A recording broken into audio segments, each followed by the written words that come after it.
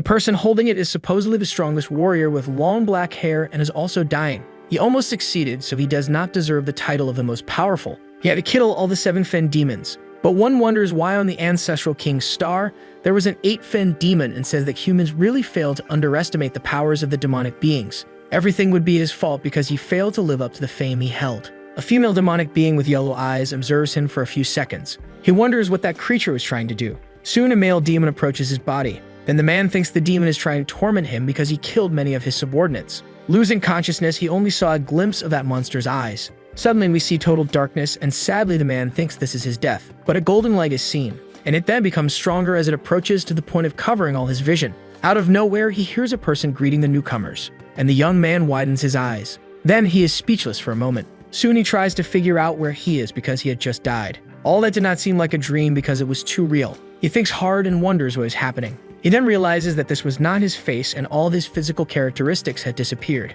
and he desperately thinks about who he is, and he wonders where he is at that moment. Zooming out a bit, we can see the building he is in. That city where he was is called Helios. A strong blonde man says that everyone must understand what it means to be part of a warrior exam because the word means protection and hope. This would be Yahello, the leader of the 3rd squad of the city. In the year 3069, after the 6 enormous monuments of the ancestral king brought the apocalypse to the world, thousands of demons overflowed from inside them, killing many humans. After experiencing the brutal battle that almost led the race to extinction, humanity finally found a way to fight against the creatures. There is a grafting device there. By recycling the demon's inner cores, humanity was able to use that weapon to temporarily gain strength on the same level as the enemies. 60 years ago, the best and most powerful soldier, who was even called a king, led all the warriors around the world. They fought in what would eventually be known as the Demon Wave in history. The war lasted for many weeks and humanity was plunged into darkness during all that time. Finally, the warriors managed to slow down the demon wave, causing the demons a tremendous and enormous loss.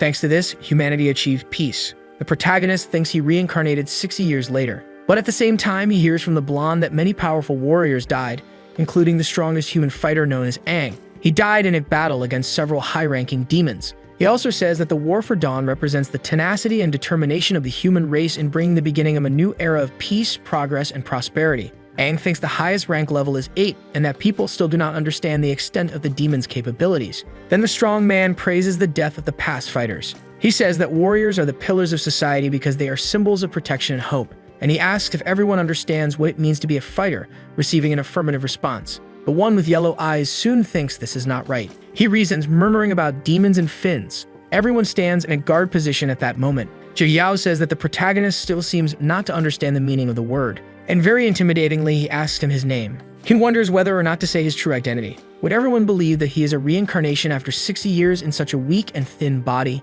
He decides to speak his real name and is responded to as if it were an insult to have the same identification as the great warrior Aang. He is asked again if his identity is indeed that. Soon after, he is insulted and called a stupid bastard without the slightest bit of warrior spirit, and he still dares to profane such a great and majestic name. Then the blonde-haired one delivers a sharp blow to his face. That body would be so worthless that it couldn't even react to a simple blow, and he can't believe that he has the same name. He is brutally thrown to the ground without any effort by the strong man.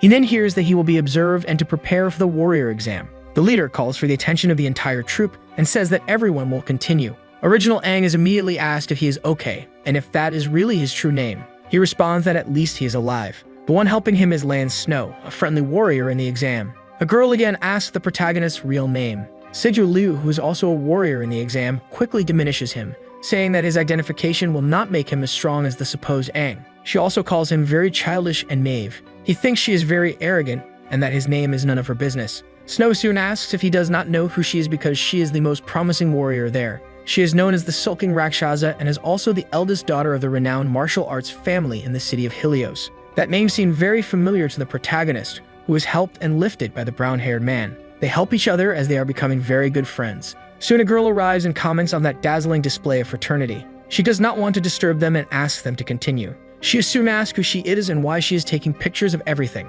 Her name is Suju Yuhui. That friendship relationship had caught her attention. The photos turned out great, but she is not very sane. At the physical fitness test location, Aang thinks that even in that state, he is still the strongest warrior, and that the test would be hilarious and very easy because he would shock everyone with his enormous scores. The red-clad trainer signals the start of the first stage of the endurance running test over a long distance. Aang takes off immediately. He intended to take first place and set a new record. In the last place, he managed to set the goal for the longest time taken to complete the long-distance endurance test. He collapses on the ground, complaining a lot about his horrible, weak body. In the second stage of the test, in the explosive arm strength trial, Aang again comes in last place and injures his wrist by twisting it. He hears about the third part, which was to test the explosive strength in the candidate's legs. It's called an idiot by the girl with long white hair. His results were the worst in history. His scores were ridiculous, placing him in last place, possibly causing his disqualification. Aang laments near his friend, and the girl says that it would probably be the last time she could take pictures of the two together. The trainer comments to Captain Yotang that there would be no reason for the protagonist to continue to the second stage due to his horrific results. So the chief decides to let him participate in the second round, knowing that it would be his last rightful chance. He orders the trainer to start the games immediately, and he has responded to affirmatively. In the second stage, the synchronization of the candidates with the grafting machine will be evaluated. Aang thinks he is in luck and smiles happily. The warriors must head to the evaluation site, and he reasons that he still has a chance to pass the test. 60 years ago, he was the strongest with a stable synchronization rate of over 96%. His body is not athletic at all, but the score will be given by the willpower of each one, and he will get revenge on those who mocked his results. He will show how much the synchronization rate of the strongest warrior can reach. Aang realizes that the equipment has become much lighter after 60 years. Segu Liu passes with an average of 39% in the test, and that would probably be the highest score for that year. Those who train from a young age in martial arts families are indeed very different. A sulking Rakshasa would be one of those people. Everyone imagines how they would hit on such a wonderful and dazzling girl and are called brats by the protagonist.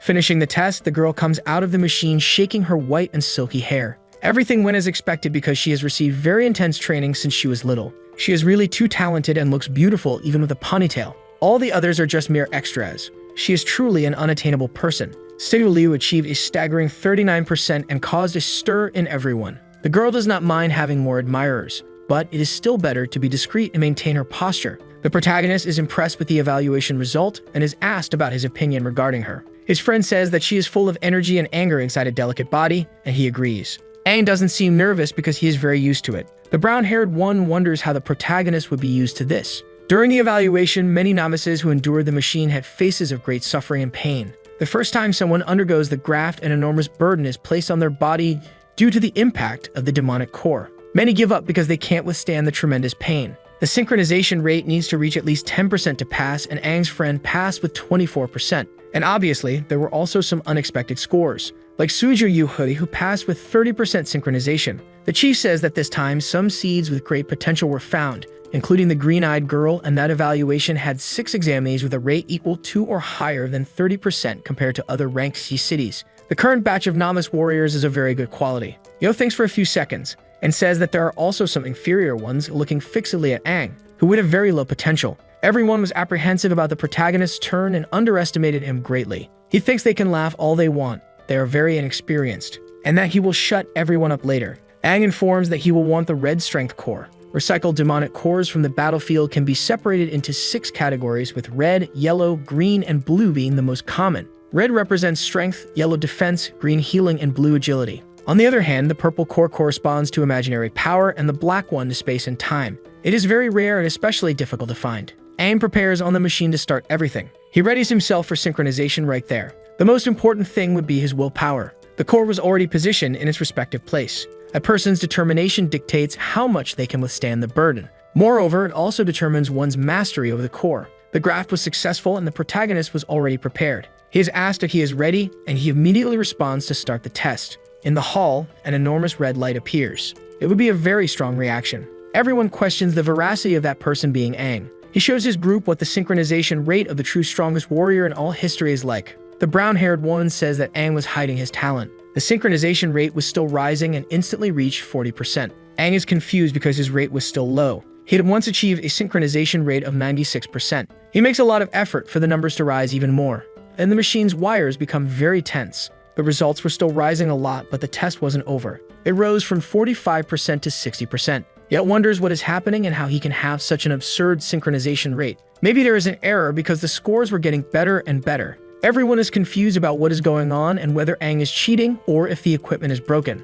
The protagonist was once the strongest warrior considered a king by others, but the core and his body were low level. His intimidating conduct had made everyone bow before him. That would be the difference between them. His eyes show all the strength he had. Suddenly, he starts to fall into an enormous void. The stone in his chest becomes very red and shines brightly. Everything seems like a demon put him in that state. He wonders what happened because all his strength had disappeared. The machine starts to turn very red and electrified. At the final stretch, very tired, he spits blood. Aang says he can't go on because that body can't take it anymore, and the machine was really defective. The synchronization rate instantly dropped to 10%. Amedi tells the chief that the demonic core was cracked and had a reading failure because it was defective. Yao, because of his nervousness, sighs very deeply. And it is stated that the synchronization rate stopped at an extremely low level and that the candidate did not pass the test and also felt very unwell. The warrior was on the ground, fallen and unconscious. Many try to help him, but others mock him a lot because his body was weak and his synchronization rate was extremely low. His friend immediately asks if he is okay,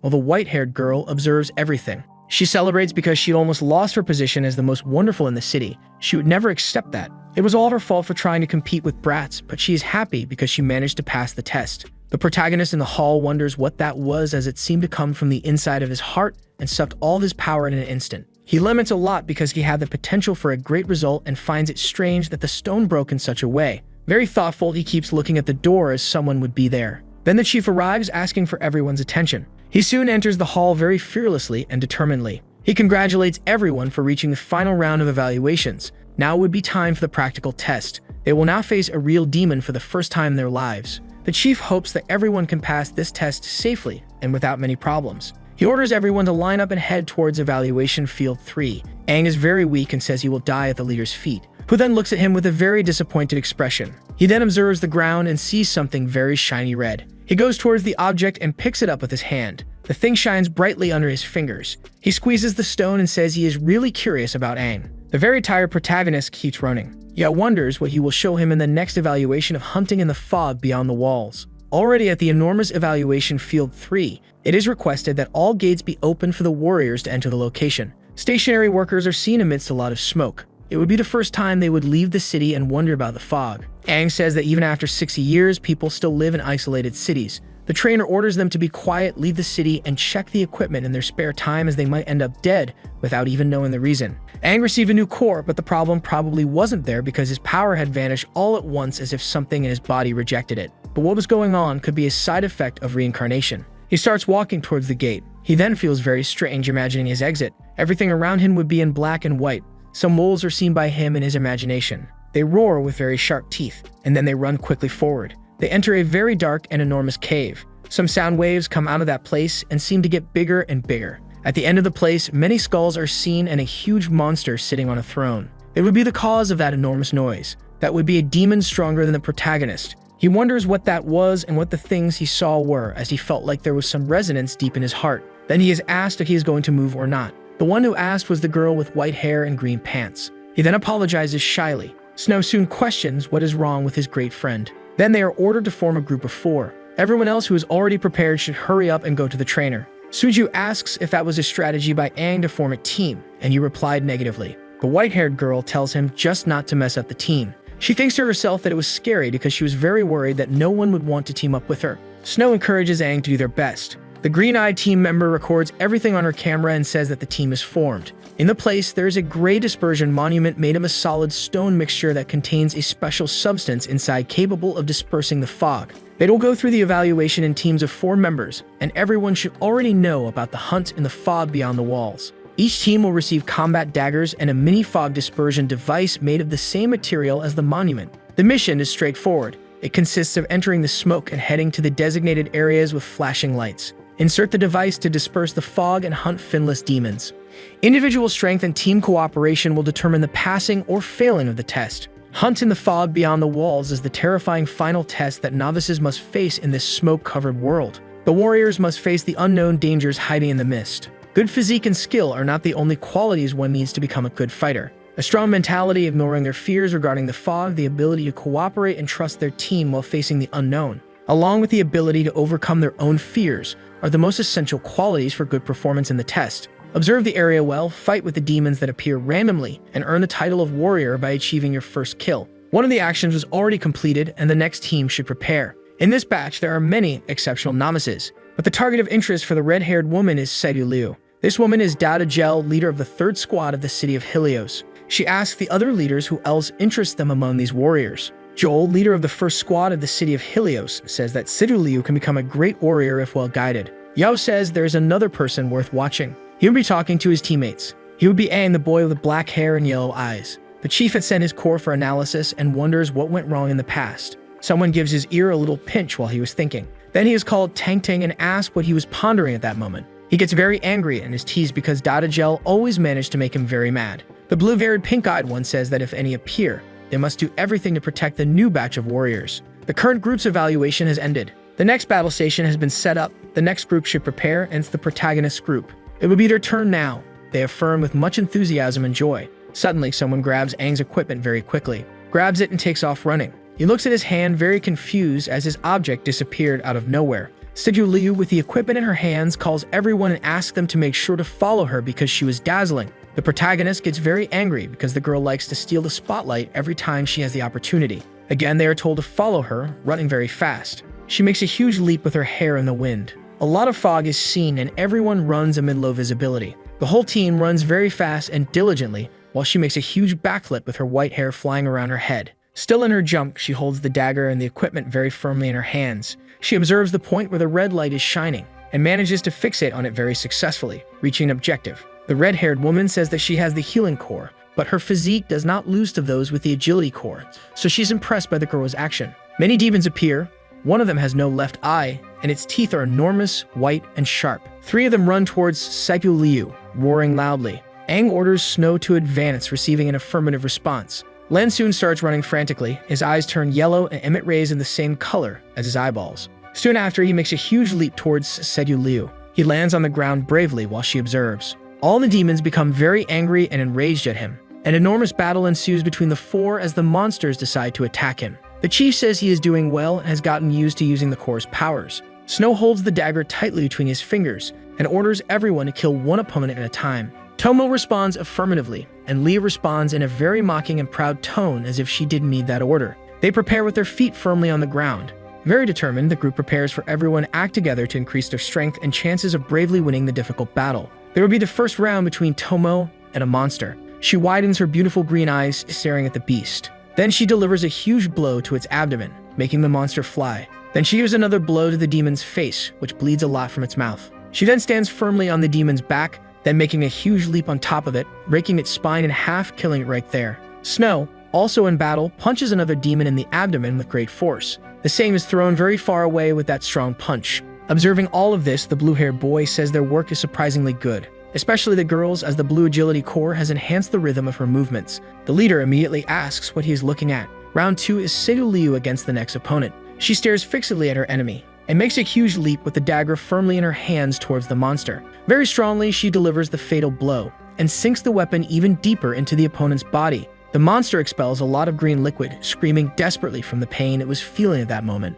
Soon after, she lands on the ground fearlessly with her hair flying after that feat, and she celebrates her mastery in killing the monster. It explodes behind her as she moves away from the place. Eagerly awaited, round 3 would be Aang against another demonic being. He manages to strike the monster in its torso with great force, throwing it very far. He thinks about hitting his opponent in vital areas first. First, the blow was to the creature's neck. Second, its chest was struck strongly. The blows are very fast and make enormous noises. And lastly, its abdomen, which is also a very sensitive and vital area of its body. Then the monster is launched again very far after the strong blows suffered. Aang quickly realizes that his body is fragile and can only withstand a limited amount of power at once. He should use this chance to test his limit in a real battle. Then he lands on the ground with great skill and goes in search of another opponent to bravely defeat. The demon tries to land a very strong blow on his face, but fails as Aang quickly dodges the punch and is not afraid of it, continuing to advance on the beast nonetheless. And soon after, the protagonist strikes his enemy with a blow to its chest, then quickly thinks that he did not react fast enough. The beast tries to land a fatal kick on the protagonist's face, but he dodges, being very agile at the moment. Then he holds the sharp dagger firmly in his hand, as he prepares to counterattack his enemy fatally. Soon after, while striking the monster in its belly, he realizes that his body's coordination is also very bad and inferior to what it was before. The demon's sharp teeth were bloody due to the frantically violent battle. The fight between the two is very intense and well contested on both sides. Aang's defense equipment heads towards the monster's body with the intention of finishing the battle. A precise blow is delivered to the demon, making it scream in pain. But the protagonist soon realizes that he does not have enough explosive power. The demonic beast falls to the ground in front of Aang. He holds the silver dagger firmly in his hands while his friends observe everything there, very impressed. Snow says his great friend seems to be playing with the opponent. Everyone gets excited about that, but Liu says he is stealing this scene and does it on purpose. The chief asks who that very skinny boy is, as he is very impressive and fearless. The blue-haired one agrees and says he also moves like a true veteran. Yo becomes very thoughtful about everything he just heard. Very tired, the protagonist stands in front of his opponent, bleeding a lot. And then, to conclude the whole fight, he thinks that with that body he cannot use his old skills, as he was out of breath after a few movements, and all of that would be terrible. After a while, he had finished self-assessing. Then it was already time for the monster to die right there. As everything's about to end, something red emerges from the ground. The protagonist widens his yellow eyes, watching it rise very close to him. Suddenly, the thing strikes the monster's body, killing it, while Aang is thrown far away due to the force of the impact. The protagonist wonders what that was, being answered by the pink-haired girl, confirming that they were surrounded by tree roots. A kind of paw emerges from the ground with very sharp claws, making a lot of noise. On one of these claws, the demon would already be lifeless, bleeding a lot with it stuck in its chest. What was causing all that havoc finishes, emerging with a very scary appearance. Aang looks at that creature very impressed as green blood flows around it. It would be an enormous, powerful monster with sharp teeth and very large claws. It roars, making a lot of noise to intimidate everyone present at the moment. The sound is so loud that it is immediately heard above the fortress. From atop the wall, the leaders look on stunned. Yo becomes very worried, observing what is happening. He widens his eyes and laments with great fear. It is then discovered that this is a Fin demon. Quickly, everyone runs and retreats to the city in despair, as that monster is very powerful. The masters on standby leap from the building they were on, raising a lot of dust and dirt around the area. All that smoke covers the surroundings, reducing visibility greatly. They run bravely with the intention of helping their students in trouble. The red-haired woman calms everyone down, saying for them to stay calm because Jiao Tang will accompany them back to the city. The monster quickly says that it would be a human, but the smell is a demon. Aang quickly processes what the beast said, very confused and scared. The monstrous being wonders which of those people has a different smell from the normal. Everyone observes that horrendous creature with great astonishment and fear, and they question if that would be a Fin demon because it was very different from the low-level monsters they had before. Sivu Liu, being captured by the roots, says she cannot move her body at all. Aang quickly realizes that his body is no match for a first-level demon. For the first time, he is feeling the oppression that normal warriors feel when facing a Fin demon. The monster brings its claws towards the protagonist, asking him to tell what he is hiding. Then it says it will take everyone there while its claws shine a very strong red light. From its nails, a laser shoots toward the heads of all four in the group. Their eyes turn white and their faces take on a very dead expression. Then they fall to the ground unconscious with the monster in front of them. The monster tries to create a huge crack in the ground. Quickly, the two chiefs arrive very heroically. The blue-haired chief tells the demon not to dare touch his soldiers, but it doesn't care about the chief's words and mocks him. It creates huge roots around itself, initiating its farewell. It finishes its greeting amid the brown tree trunks. A huge and deep hole is created in front of the leaders. They look at the hole, stunned and disbelieving, and quickly wonder if it took the four examinees with it. The enormous cavity has two huge tree trunks coming from its bottom along with a lot of fog. A huge noise is heard from within. Then the blue-haired one orders to go after them quickly. A huge mass of trees and green leaves is seen. Their journey would end there. The red-haired woman says that Tang Tang had checked that place for several days, so how could a Fin demon appear despite all the care taken? That had never happened in the past. Quickly, he now arrives at the place flying, calling the names of the two. He then asks where the children are. He also questions why they stopped and orders them to continue searching for the missing children. The blue-haired one tells him to calm down because the trail ends right there in front of him. The other chief present says the demon dug underground in flight as soon as it arrived at the place and that the area ahead is not safe to advance into. Tang places his white-gloved hands on the dirty ground, and soon has a deja vu of his younger brother calling his name desperately as he was taken by a huge creature. Then he gives a huge punch to the ground in great anger, cursing that demon and cracking the ground around him. Then he says that everything that happened was his fault because he should have checked the place properly. He repeats again, taking all the blame. The pink-eyed one tells them to return because the people in the city must be freaking out, and the three of them cannot stay away from there at all. They would send an exploration group to check the surroundings of the place, searching for other demons. The red-haired woman remains silent, listening. Then she tries to console Yao because none of them wanted this to happen, but they need to calm down even though they feel terrible at that moment. She tries to make physical contact with her great friend. Then he says that the two of them should go back first and not to worry because he would search a little more for the missing group. The blue-haired one tries to reprimand Tang's action, but he is interrupted by the red-haired one who agrees and just asks him to return before sunset.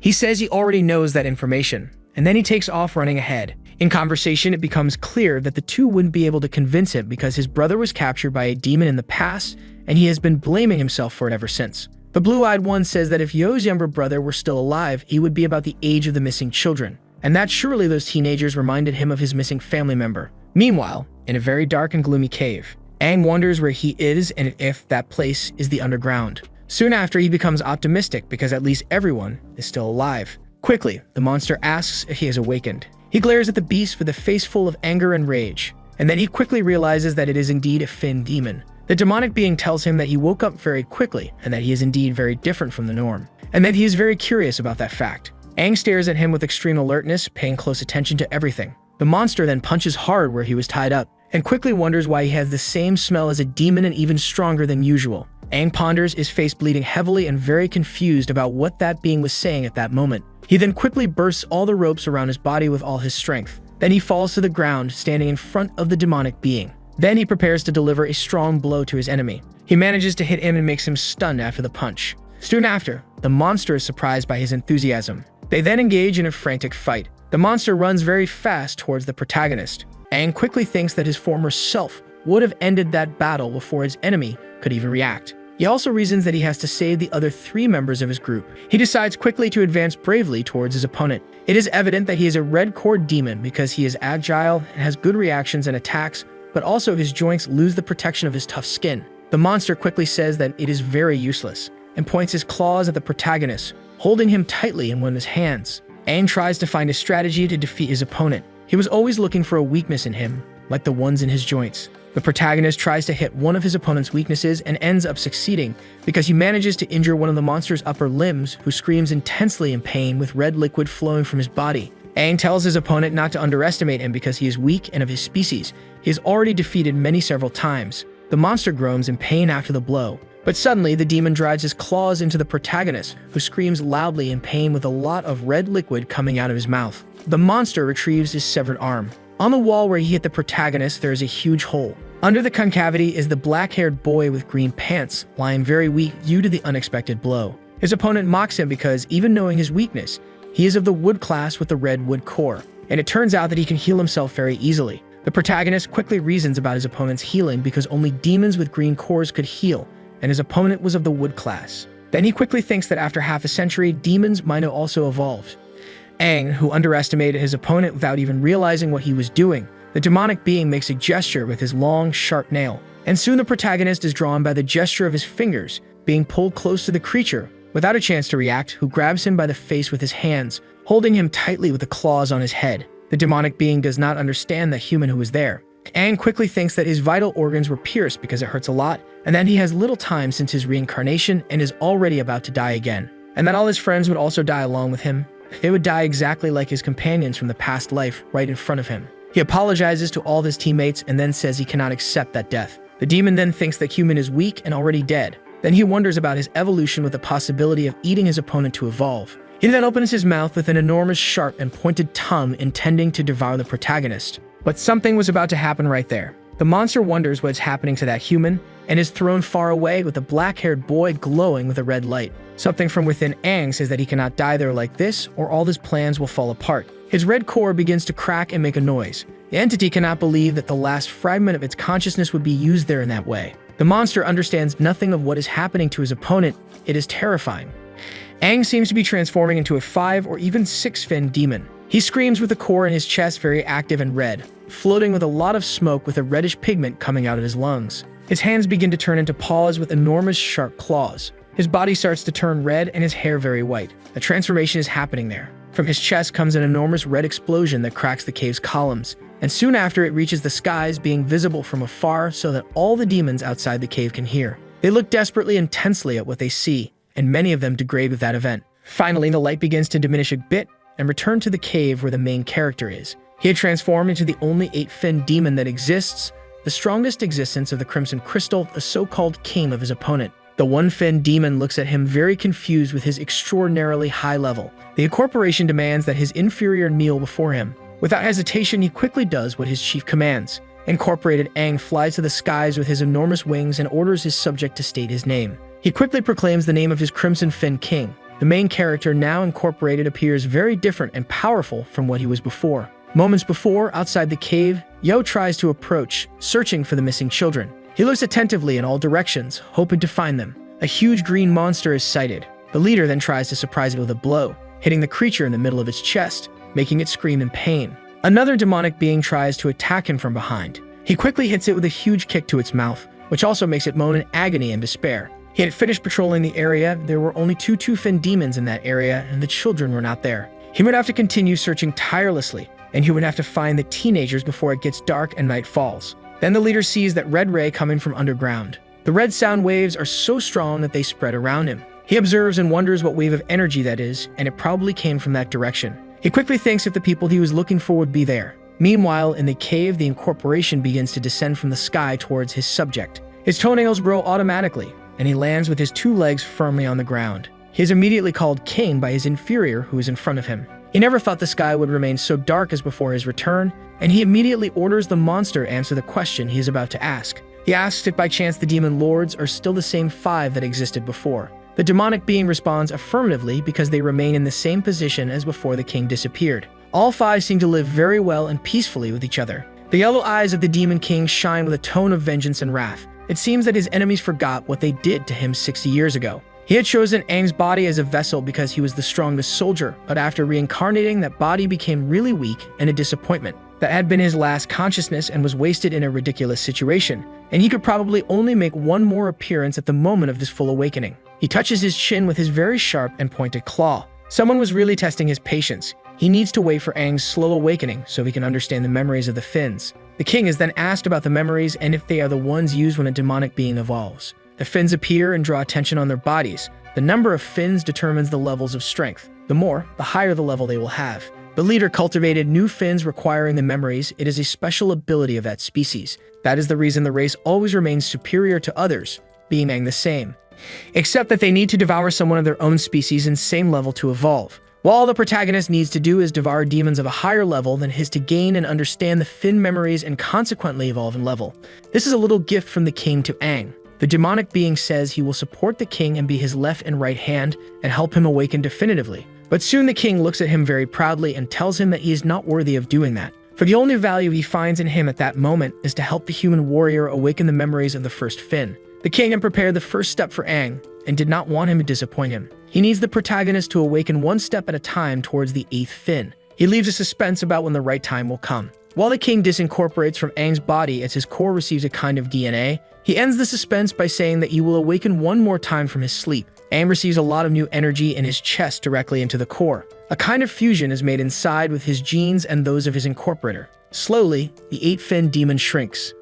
Aang, kneeling, is touched by several hands in the process. The king moves away from his host's body, which is soon wrapped in his vestiges. A yellow light is seen in the dark. Someone calls out the name of his king, the same who is the strongest leader of all. His subject asks not to die, saying that a female being is still waiting for his return. The king responds that he will not perish and will definitely get everyone out of there. They hold each other's hands firmly, and then looking at each other, they died tragically right there. But still, someone was still alive around. Aang widens his eyes and wakes up in a hospital bed and realizes that he was only dreaming. But actually, they weren't dreams, but many memories. Snow soon calls out to his friend very enthusiastically. Everyone in his group celebrates the fact that he has awakened after so long. The pink-haired girl soon comes close to him and observes his head and quickly asks why his hair changed suddenly, perhaps because of the demon gate. He does not understand what his friend is talking about. The protagonist asks if the 3 of them are okay because he remembers they were in the cave because of that Finn demon. Yo soon arrives, opening the curtain and asking if Aang remembers anything. Finishing opening all the fabric around the bed, he asks the protagonist to tell what happened in the cave immediately. The 3 captains were present in the hospital. The red-haired one says that Tang Tang brought them back. The blonde captain gets very angry with that nickname and scolds her, but again she calls him by a shameful name. All the warriors are thoughtful about that nickname they heard. One of the chiefs says that all 4 were found unconscious outside the cave. He also says that thank God the Finn demon was not nearby because if it had been, the rescue would have been very difficult. The red-haired one says that the 3 group members woke up first but did not remember what had happened and that Aang was the only one to fall into a coma. She also tells him to remember what happened in the cave while he observes, stunned by the changes in his hair. He wonders what happened because everything is so different since he reincarnated, including his hair. Regarding the cave, Aang only remembers fainting at some point. What happened after that he is not very sure. He wonders if he should tell everything, including the fact that he reincarnated, but then decides to remain silent for obvious reasons. He then says he only remembers waking up quickly in a cave and that's why he has memories from there and then fainting again and waking up in the hospital.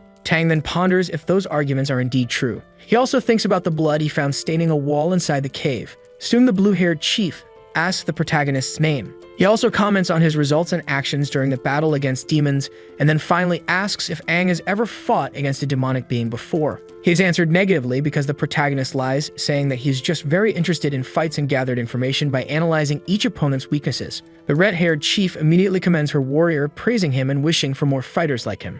So Aang asks about the results of his evaluations. The cute member of his group quickly responds that he had passed and that the team was still intact. His friends give him the news that Captain Tang made them a real team and that they count on the protagonist. Liu says that compared to the other teams, they are very behind. Aang then asks if they are behind the other teams, being answered by Tang that for a team to pass, they need to accumulate points. But since he was in a coma for 3 days, the points were still obtained. Extremely surprised by the number of days he was unconscious, the protagonist lets out a huge scream that could be heard from outside the hospital.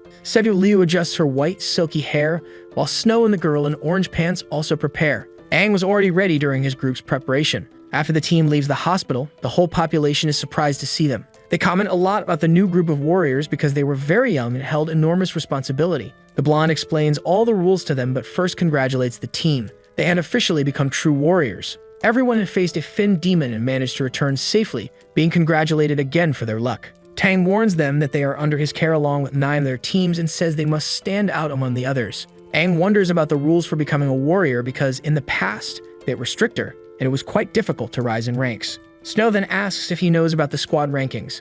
Liu ruins her companion's honor by saying that they are the team with the lowest score in the ranking. Tang says that standing out among the others refers to the team's score and that a healthy competition should happen between the other 8 squads. He also explains how to earn points and the positioning along with the awards. In this way, each responsible captain has a team in last place in the ranking that must be punished. This team will be demoted to the cleaning team and will have to wait until the following month for the post to be exchanged with another squad. Aang then understands why everything there is so clean. The rules had already been given, and they could not relax at any time because the demons evolve. Liu will be the group leader due to her high evaluation score. Everyone agrees, but the protagonist thinks he should be the leader because of his majestic past. The team leader steps forward. She affirms that her team will successfully complete the given missions while boasting about the position she had taken at that moment. Tang says that since it is still quite early, they can choose the type of task they will take on, and that they should also look at the rival team's scores. He also asks them to get used to the graph suits and call him if something is wrong with them.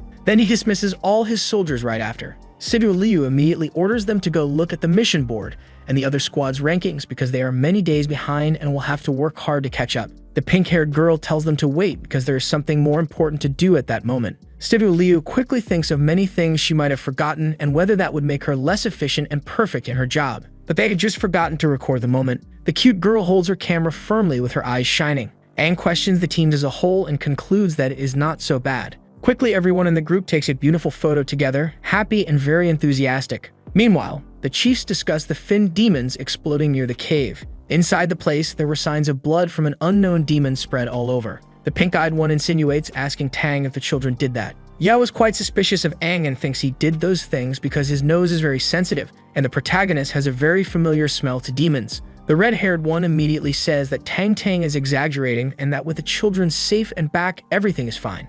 She also tells him that they are a very strong team and should take care not to lose to her team. The blue-haired one blows out the smoke from the cigarette he was smoking and tells Tang to keep an eye on the protagonist and inform them if anything's out of the ordinary. Meanwhile, at the mission board in the city center, Aang notices that there are 3 rank missions to be done and that they are worth a lot of points. Snow and the pink-haired girl quickly comment on the difficulty of those tasks, while Liu thinks hard looking at the board. The brown-haired boy says that rank B and C missions are the easiest but worth fewer points, while level A missions are extremely difficult and always end with damage. Aang then confirms that he understood the information. He was about to reconsider his decision, but Liu quickly steps in front of him and says that they will take all the difficult missions on the board. The 4 run very fast towards the next challenge. Aang places his hands on his core, which glows brightly. Something begins to emerge from it, and soon it starts to stick to his back. Those might be nano wings to assist him. The wings integrate completely into his body. Something inside him tells him to imagine his equipment disintegrating and transforming into a weapon. Suddenly, a golden dagger appears in his hands. He is impressed by the technological evolution in the last 60 years. The leader then asks if everyone is ready, and they unanimously respond affirmatively. The targets are 2 finless demons to be killed one at a time. The order to move forward is given immediately. Everyone in the group advances, focused and determined to complete the mission. The demons see them and glare with looks of rage and fury. They roar loudly to intimidate everyone. Stegu Liu thinks that they have 3 more rank missions to complete, so they can't waste time here and have to finish this quickly. First, Snow will block the opponent's line of sight. He delivers a kick that makes the demons collide with each other. They become quite dazed and confused by what happened. Aang and Tomo will incapacitate the opponents. The two move towards the demonic beings, joining forces to increase their combat strength. They prepare, holding their daggers firmly to attack. Aang can hardly wait to see his opponents writhing in pain after a precise blow to their joints. The monsters are very angry and furious. Snow then prepares to deliver a massive punch to them, and with all his might he lands a precise blow, causing the demons to stagger back, blood pouring from their mouths as Saidu Liu approaches. To finish everything magnificently, she delivers several strikes with her dagger, landing on the ground very satisfied and proud. She had executed a move that handled the demon's overload. Liu celebrates her performance, which was splendid once again. The fog was clearing from the surroundings. Tomo notes this and affirms that the equipment was inserted perfectly and correctly. Snow celebrates the mission's completion and highlights the fact that the rank mission of dissipating the fog was much more difficult than those they had during evaluations. The group earned a beautiful red core. Tomo celebrates this with energy and enthusiasm. The leader thanks everyone for the points and their dedication, while Aang is impressed with the mission board's technology. Tomo says that the new technologies focus on exterminating demons and that the jobs have a chip linked to the city's point board and they are quickly updated. One task was already completed, but 2 very difficult ones remained. Tomo feels sad about the small number of cores they obtain and the difficulty of the missions, but Snow jokes about those facts. Stegu Liu says they will stick to the plan they had devised earlier. They will finish the 2 remaining missions and quickly take on more tasks to reach the top of the rankings afterward. Snow and Tomo praise their leader and the decisions she makes. The brown-haired one asks his brother what he thinks and is told to speak more formally with his friend. Aang motivates the team significantly given the circumstances, saying that God helps those who rise early so they will succeed. He thinks that his heart would be quite cold after living for more than half a century between 2 lives, but after spending time with his squad he feels that youthful passion for life again, which excites anyone. He orders them to seek to complete the mission before the sun sets. Tomo jumps with joy and enthusiasm while Liu gets angry because Aang had stolen her lines. As the sun was setting, Snow finished tying up another opponent, and the group had finally captured 3 live demons. The tranquilizers for finless demons were already gone, but each team had only received a few special bullets. The weapon makes a strange noise as it runs out of bullets, and Aang looks at it, confused about what it could be. Stegu Liu loses her patience because the novice knows nothing about the equipment and explains the function and creation of each one to him. He is thoughtful about the evolution that had happened because in his time tranquilizers were already used to capture demons. In the past, warriors had to knock out demons with their bare hands, and researchers always complain about the damage caused to the creature's brains. Snow celebrates the successful completion of the mission but highlights the fact that several demonic beings also died during the task. Around the group there are various monster corpses. Tomo quickly warns that the warriors must return to the city before sunset, and that if they don't follow the law, they will surely be punished severely. She then calls everyone to return home and have a nice meal. Aang then thinks that he doesn't know if his reincarnation has a place to stay. Stegu Liu will also return to her dojo and will send the coordinates for the researchers to collect the demons and mark the mission as completed. Suddenly, they feel a murderous aura around them. A shot cuts through the air near them. Aang and Tomo look around desperately and fearfully after that. A voice emerges, saying that the group cannot be allowed to complete the mission. A lot of smoke comes from where the shot originated. Snow quickly asks who is there. A new group appears, and their leader asks about the novice team and why they took all the rank missions, as his group was supposed to take on those tasks. Aang then asks who these strangers are.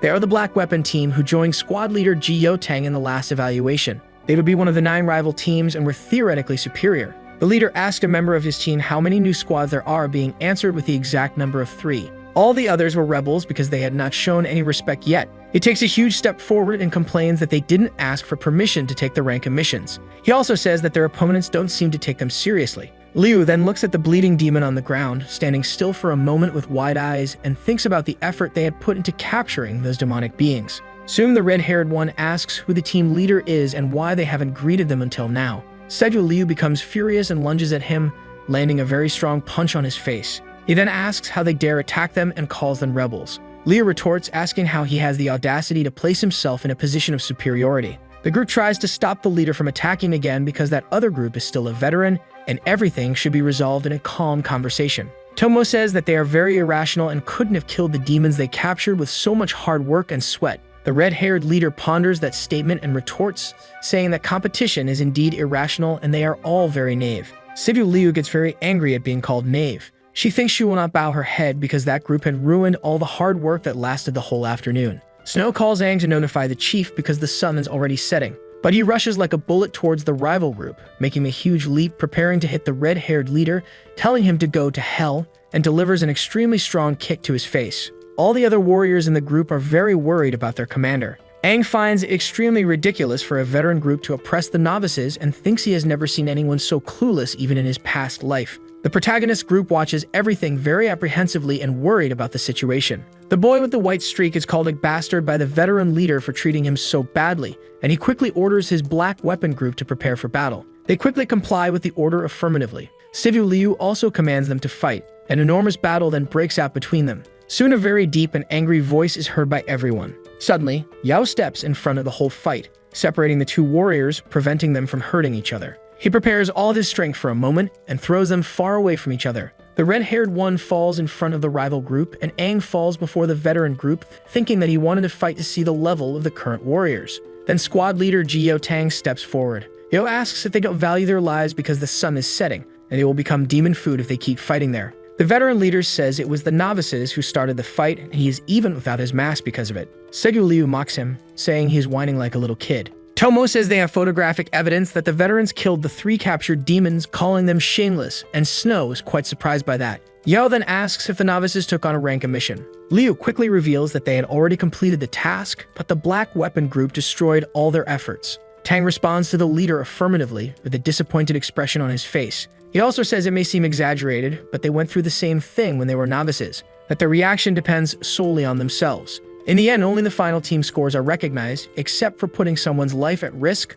All other methods are accepted in all cities. As warriors, they will face even greater challenges in the future, and soon the threats won't be so simple to make. Tang intervened in the fight only because the sun was setting, and they needed to return to the city immediately. As for the veteran team, the leader feels deeply ashamed of the humiliation suffered from a mere novice squad. The red-haired leader walks towards the protagonist and asks if he has the courage to say his true name, being answered with his true identity. He observes the protagonist for a few seconds and bursts into laughter because Aang shares the name with the strongest warrior of all time. Then he ends by saying he won't let the protagonist team earn points so easily and that they will definitely become the cleaning crew. He turns his back and leaves, saying he will get revenge later. He picks up his mask, which had fallen to the ground since the beginning of the fight, puts it on his face and calls the black weapon group, ordering them to leave the area. Tang warns the novices that the black weapon group is known for quickly executing missions and that they will try to disrupt their tasks.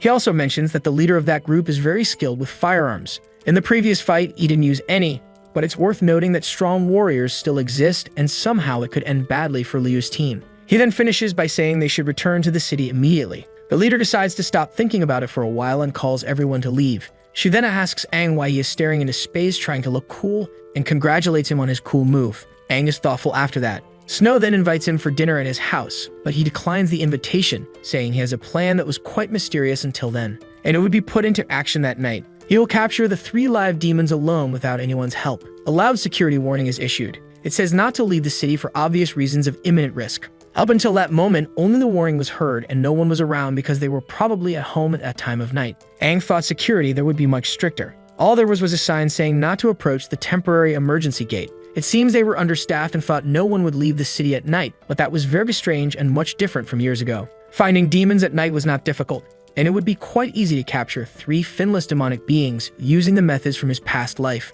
The veteran leader had barely decided to hinder his team's progress, so he would be very unpredictable in completing the mission at a totally unexpected moment. Someone then appears saying she was right. Liu was there, very excited and emotional because she was going on a night mission. She would have much more freedom as a warrior and had only given a flimsy excuse to leave the dojo because she already knew Aang would do something during the night. The protagonist was startled by her and is questioned with great enthusiasm if he would leave the city at that moment. He tries to lie, but in this aspect of his past life, he remains quite clumsy. Liu says his acting was terribly awful, so he reveals all his plans that he would put into practice at that hour. Unfortunately, he had been discovered and asks her not to tell the chief because he would go back right away. Then Sivu Liu says she is in on the whole plan. She quickly asks for details of the plan while Aang celebrates all this in his mind. Suddenly, an evil laugh is heard, but it wasn't from either of them. They look up at the high top of the enormous wall in the area.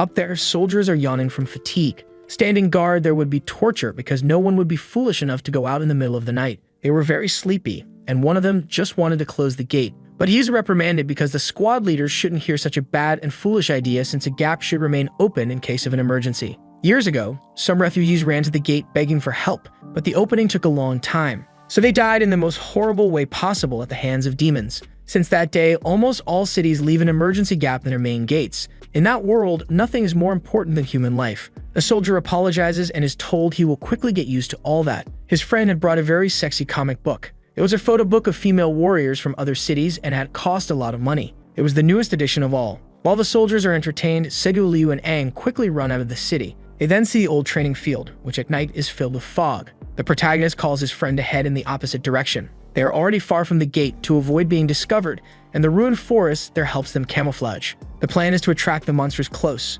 aim for their heads, and knock them out with brute force. Aang then moves away, telling Liu to wait for him. Confidently, he soon disappears into the nighttime fog alone. Stegu Liu asks him to wait because she is also alone in the forest at night, and it seems like the fog and darkness will swallow her whole. She was both very scared and excited but must focus and prepare to attack the demons when Aang returns. The protagonist's ability to attract monsters impresses her because he singles out one demon at a time, reducing the difficulty of capturing them. Aang catches the attention of the demonic beings. Liu had never heard of capturing demons by brute force. She gradually gets used to it and her skills improve. The protagonist calls his teammate. She appears very quickly, ready for action. The two prepare to strike the monster. Together, they achieve great success in their task. Under Aang's direction, they agilely hit the demon's head multiple times as if it were a game. This causes the creatures to become dizzy. The capture method used half a century ago is put into practice once more that night. Despite the process running smoothly, the technique still requires a lot of strength and stamina. Aang then thinks he needs to train his body more because in his past life,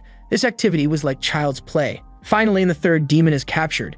Segu Liu was already very tired and exhausted. The protagonist orders that they leave the creatures right there. She is very confused by this information. Finless demons are not intelligent enough to save themselves, so there would be no problem leaving them there because they wouldn't go far. Besides, they wouldn't wake up anytime soon after so many blows to the head. By tomorrow morning, the mission will be fully completed. Stegu Liu asks how he knows all this. He sounds cold and thinks he has said too much. Suddenly, a voice saying they found someone is heard. They look around very worried and tense. Out of nowhere, two monsters identical to the ones Aang had tried to capture earlier appear. They say he really smells demonic. Segu Liu confirms that these monsters are two one-fin creatures. Aang is desperate at this appearance because the two of them alone couldn't defeat them. Many lights turn on at the top of the fortress. Quickly, the team leaders appear. The blue-haired one says that signs of one-fin demons have been tracked and that the area should be scanned with spotlights. The red-haired girl asks why the sudden appearance and if it is the same demon as before, being answered in the negative by Yao. The two demonic beings are among the dead trees of the forest.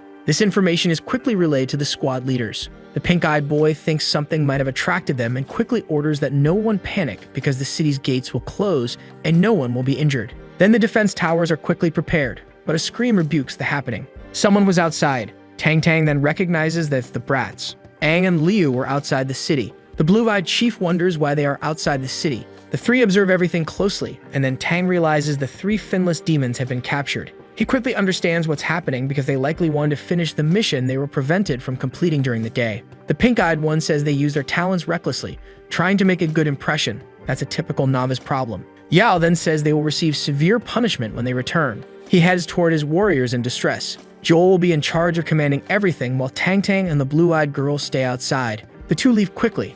A rare night of drinks have been easily ruined. The demons are worried because the chiefs knew they were there. Aang tries to protect Liu because they must wait for help and buy time. It becomes clear that the protagonist is the target of the demonic beings because they are acting the same way as before. Maybe it's because of his rebirth or what happened in the cave. Liu doesn't want to be protected and says she will fight alongside Aang. The monster asks if they still want to fight back. The demon duo jumps down from the top of a tree, landing on the ground ready to attack. The pair of friends watch in shock and fear. The demon leader orders them to kill Liu first. When the monster tries to strike his companion, Aang punches it. The energy was so much that they were thrown far away. The monster says Aang has good reflexes. Liu then tells the creature to get lost, kicking it, but a lot of water splashes on her face afterward. She thinks she didn't land the blow. The monster then traps her with its powers. Bound tightly, she screams in pain. Aang calls her name, very worried. The demonic duo says he is distracted, which is not good. Suddenly, he gets a strong punch to the face. Yo arrives, telling the horrid creature not to hurt his children.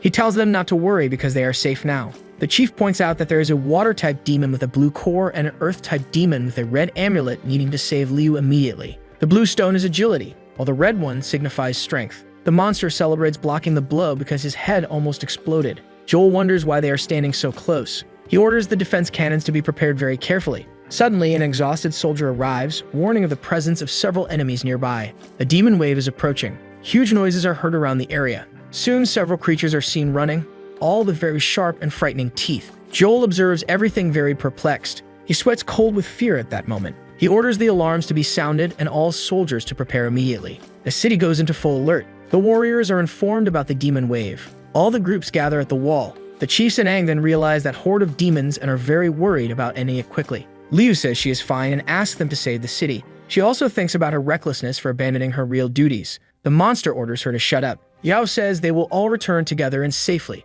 The demon prepares for the incoming attacks. Everyone will attack together. Tang Tang urges Gel to be very careful. She flies at an inhuman height, breaking an obstacle with a kick. Aang wonders why the enemy didn't attack him. He slips past his opponent unnoticed, managing to reach his back. Yao is confused about the situation. The demonic being says his companion will die if he doesn't pay attention. He calls him quickly to his side. Liu is stunned in motion as the demon ram with her stuck to him. Aang thinks it's a trap because he was separated from his leaders, so he decides to stay calm and not act foolishly. Yao orders him not to move forward because he cannot defeat that demon alone. Then Aang thinks that Liu might be able to. He also ponders her gaze, as it was very familiar and known. Aang should follow her after this, and he cannot abandon her. A little distance from the battlefield, the demon with a water fin was analyzing the human he had captured. He tells Liu that fin demons are very interested in the rich emotions of humans, and he had heard that humans scream when desperate. So, in a terrifying way, the demon asks Liu to beg for her life. The girl whispers something, but since her mouth is covered with water, she can't say anything. The demon then immediately realizes what was happening and quickly removes the gag from his victim's mouth. Right after that, he continues to urge the girl to scream for her life. However, with an extremely arrogant aura, the only thing Leah responds is that the man wasn't worthy of that. The demon, not used to such emotions from humans, becomes confused and thoughtful about it. Setu then continues speaking and states that she was raised in a martial family and would never bow her head to an enemy, as cowardice was a shame for them. The creature, seeing that he was being challenged, becomes furious and then kicks the face of that extremely arrogant girl. He tells Liu that she was just bait and that she would die soon. The girl becomes desperate, but before the monster could do anything to her, something appears behind him. Our protagonist, wielding a dagger, orders the monster to leave his friend alone as he was the real target. The white-haired girl, seeing her friend in that place, wonders why that idiot had come there alone. The demon, on the other hand, is pleased because his target came and claims that the trap had worked as planned, and upon hearing this, Liu questions why Aang was the target. Even so, at that moment, Aang only asks if the girl was okay. She quickly yells that she was fine and asks why the boy was there alone, as he couldn't win a fight against a fin demon. Once again, the water creature goes to Liu and kicks the girl, commenting that she was too noisy. Aang, irritated, orders the monster not to hurt his friend and states that he was the target, so he should take her place. The monster, before he could respond, charges at his enemy to attack him. However, he stops in front of our protagonist and says the boy should die. Despite his slow reaction time, Aang retaliates against the creature. Even so, the monster manages to dodge and immediately lands a punch to Aang's ribs. The boy, who barely managed to defend himself, thinks that his body cannot react to such fast attacks at all. The water demon, while using his abilities, says that Aang's body has a sense similar to that of other demons, which is why he was curious. While defending himself from that strange ability, the boy wonders what it was and thinks that over the past few decades, demons had evolved and gained more attributes. Meanwhile, Liu, analyzing the battle, thinks that the boy's body was too weak and he couldn't use any abilities besides physical techniques. And if the fight continued at that pace, she feared that Aang would die, and thus both of them would end their lives there. Once again, the anxious girl wonders why that idiot came there alone, as he was no match for a fin demon. Determined, the girl says to herself that she couldn't just stand by watching her friend face such a monster. At that moment, while the two opponents exchange blows, the fin demon manages to use his water power and capture one of Aang's arms. But on the other hand, the boy sees an opportunity in this opening to attack and tries to strike the demon with his knife. However, the demon also blocks this attack and states that the boy had killed another demon in the cave, so it didn't make sense for Aang to be so weak. The young man only responds that he didn't know what his enemy was talking about and then states that he hadn't done any of that. Confused, the monster comments that such behavior was bad, and for that reason, the young man should be punished. He starts to use his strength to try to break Aang's bones, who was defenseless.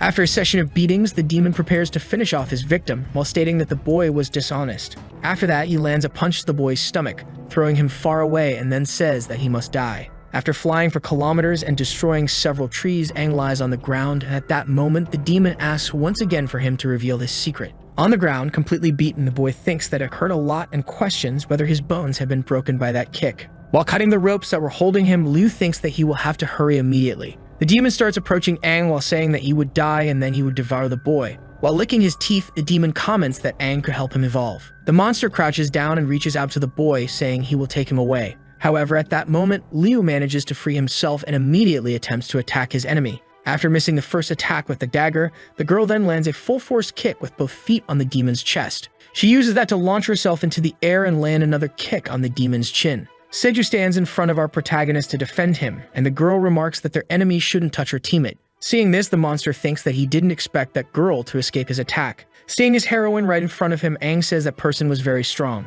Irritated, Liu tells the monster that if he wants to kill a member of their group, he will have to kill the captain first. And the monster promptly agrees and launches an attack with several water needles. As if a rain of blades were coming her way, the girl prepares to do something. But she realizes it is already too close to her and wonders what she should do. With agility, she begins to deflect all the needles while simultaneously protecting our protagonist. Aang tries to ask the young woman to stop defending him and dodge. However, the girl replies that if she dodges, the boy will get hit, so he shouldn't say anything more. At that moment, the demon sets a trap and warns the girl to be careful beneath her. Then the water needles on the ground begin to take shape. They promptly hit Liu from behind, putting the girl in a difficult situation. The demon uses this to bring the young woman close to him, and after achieving this, he grabs the girl by the neck. Right after that, the monster, irritated, exudes even more death and says that before anything else, he will humiliate the girl. With a terrifying smile, the beast also tells the human in front of him that soon she will be screaming and begging for help. Our protagonist was almost unconscious and only sees that monster in front of him holding his companion by the neck.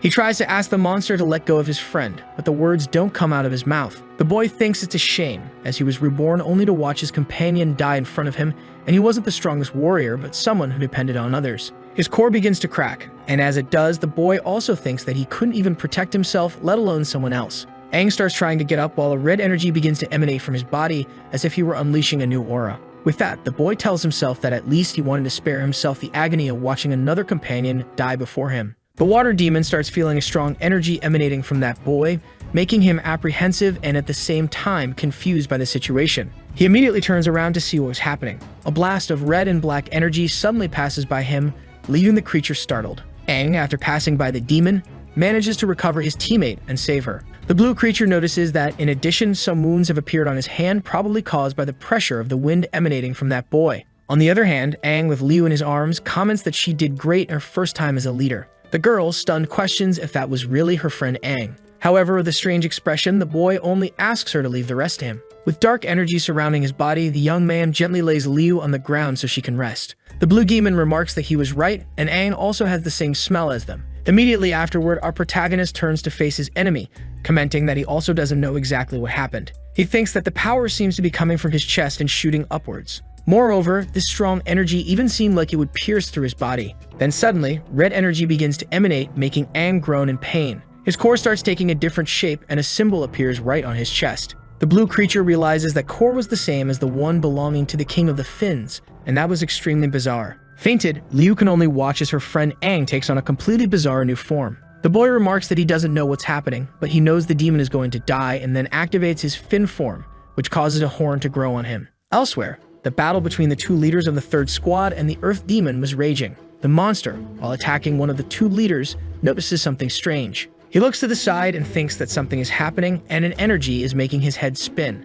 Tang Tang orders the monster not to get distracted and immediately charges at it to punch him. He manages to land a solid punch on the core of his enemy, causing a loud echo. Even though it was an extremely powerful punch, apparently the demon manages to stay standing. However, Gata was not in the mood to leave him alone, and after Yotang hits the demon, the wound appears next to her teammate. Without hesitation, she delivers a solid kick to the earth demon's head. This blow indeed sends the creature flying, crashing it into a nearby tree. In order to show no mercy to her enemy, the woman immediately advances to finish the battle. The monster, now completely wounded, thinks that he couldn't defend himself and that these creatures were too strong. Dada and Yao Tang didn't want their enemy to think much, and the two quickly charged at him again. In perfect sync, they managed to strike the creature with a punch and a kick, causing the beast's core to start emerging. The squad leaders also emit an energy that begins to pierce the chest of that creature. This immense power sends the monster flying into the air. We then see that a hole had appeared in the monster's stomach, and it gets angry about that. It starts doing something and its core changes color. Seeing this, Gel realizes that the creature is trying to self-destruct and warns Tang Tang that they need to act quickly.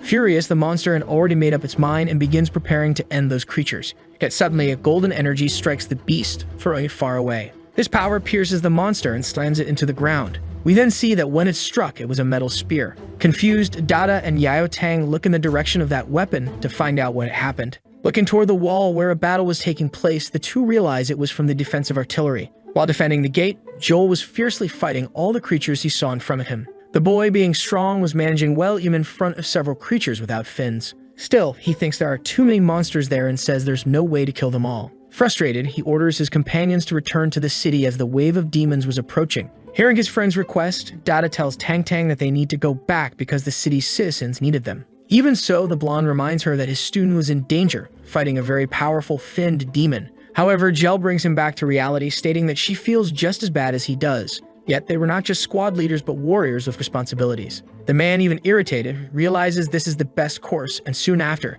he and his companion head toward the wave of monsters attacking the wall. Back to our protagonist's fight, the water demon was wondering why the boy was like that. He questions whether the boy was even human, as he was very similar to the Finn demons. Confused, he continues wondering why a Finn had grown on such an inferior creature like our protagonist. Our protagonist, on the other hand, remains silent with his strange new appearance. He thinks that maybe this is his reason for reincarnation, and that this was why he received this demonic power to shape everything. Suddenly, an energy orb that was on his finger is thrown in another direction. The orb has a green color and starts heading toward Liu, who was unconscious behind them. A healing field establishes itself near the girl and begins to regenerate her wounds. The blue creature grows even more confused, wondering if the boy in front of him was of the wood type. Ignoring that monster, our protagonist thinks he can vaguely remember what happened, and maybe it's because he absorbed that demon. He also thinks that if he absorbed the monster in front of him, he could also obtain the power of water, and then several tree roots begin to surround him. The water demon is completely confused, questioning what kind of power that is, and then comments that he had never seen anything like it before.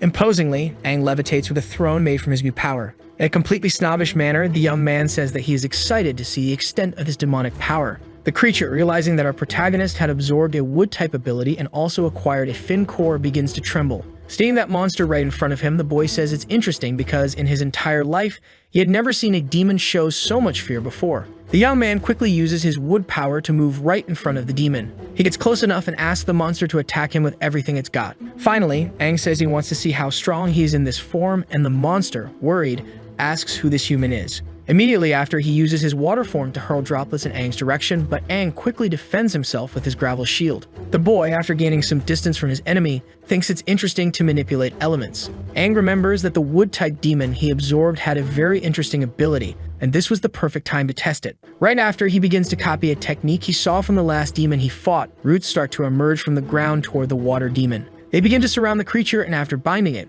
they twist his body. Our protagonist, while making all these moves, thinks that it didn't seem difficult at all and was actually quite interesting. The monster realizes that it's being strangled and soon starts moaning in pain. Aang, enjoying this, just asks the monster to keep fighting for its life. The water monster thinks he must use his trump card to survive, so suddenly, a drop of water starts to emerge from his chest. Water blasts, which the demon calls disintegration, head toward Aang to put an end to him. However, with his new abilities, the boy manages to react and dodge that attack in time. The creature, seeing that it wasn't enough, immediately charges at his opponent in an attempt to end his life. The monster tries to use his claws to dig into Aang's body, while saying that he could not kill him. The creature manages to use his claws to cut our protagonist's arm, while saying that he was wood-type and couldn't hurt a water-type like him. After this, the creature launches several attacks, and during the strikes, he says that this power is not something the boy could comprehend. And finally, he kicks Aang in the chest, launching him far away. The boy is thrown against a tree, destroying it and suffering a heavy impact. However, even while flipping through the air, the boy has a smile on his face.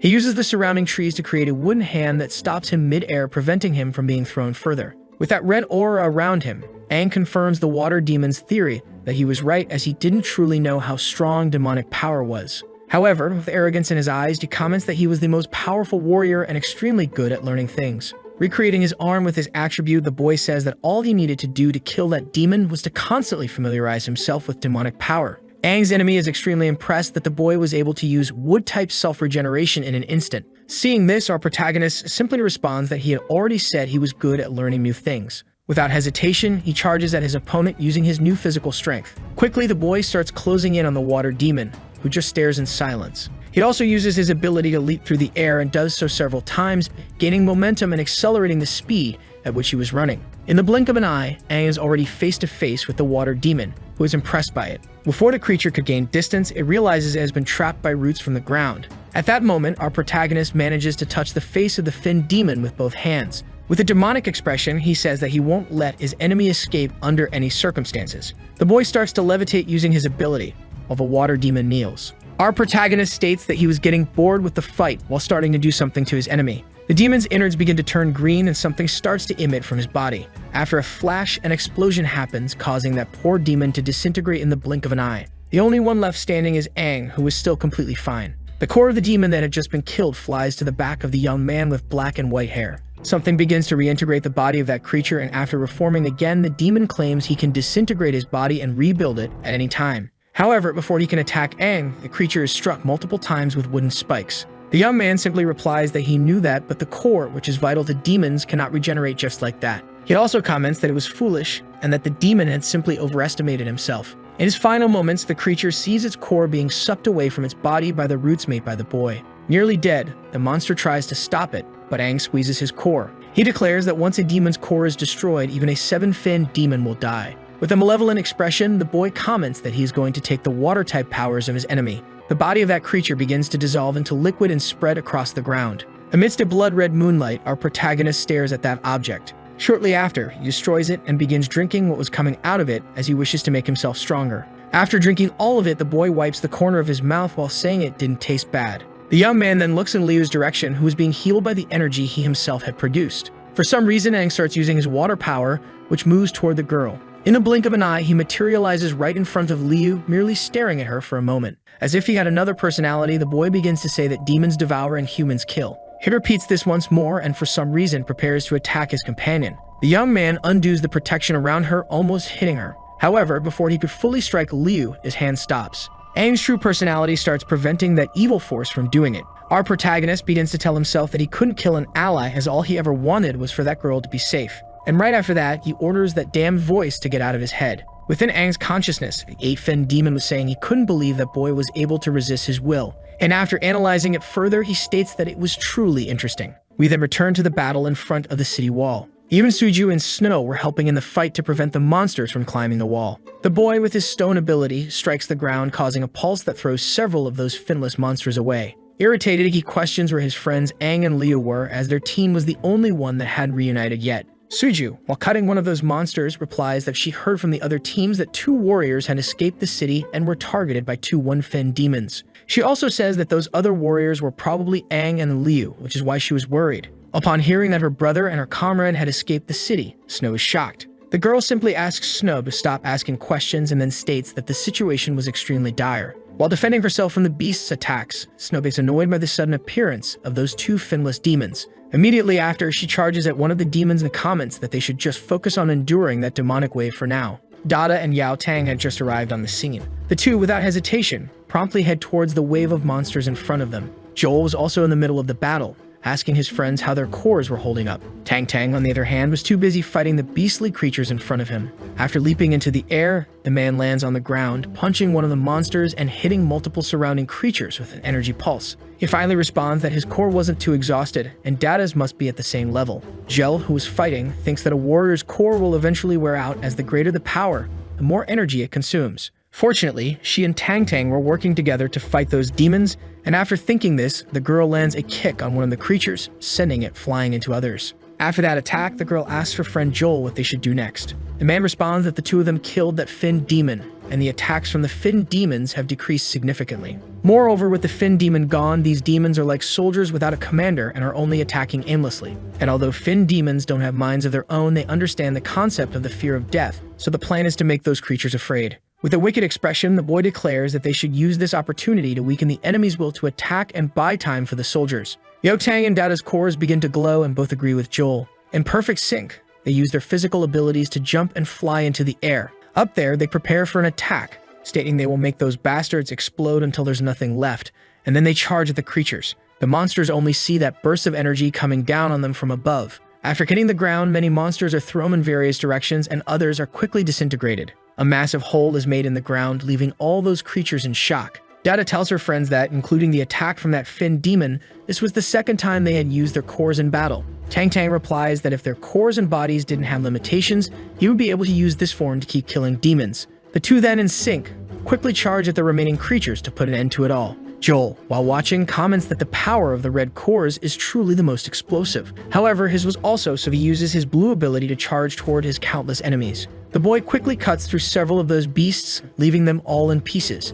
Seeing this, Suji remarks that they were incredible, and this was the first time she had seen the squad leaders in action, and they were very strong. Snow, on the other hand, says that the strength of a warrior with a fin core was incredible, and it made her extremely envious. After that attack, Joel asks if his friends are okay, and both quickly agree, with Dada stating that she was enjoying killing those demons. The wave of enemies begins to retreat slightly after taking so much damage. Joel celebrates as those bastards were truly feeling fear and the plan was working. It was time to lift the spirits of the other groups. The commander then asked the warriors to replenish their strength and continue fighting as the demonic wave was being forced to retreat. Everyone on the wall begins to celebrate as the squad leaders were indeed very strong. Finally, Joel sighs, thinking that they could finally rest. However, something makes his pupils dilate. The boy realizes that amidst the horde of demons, something was coming, and they assume it was the last Fin demon. However, through the smoke, a familiar silhouette can be seen. The three leaders then realize it was someone they knew very well. We see that in the midst of the mist, Aang appeared carrying the body of his friend.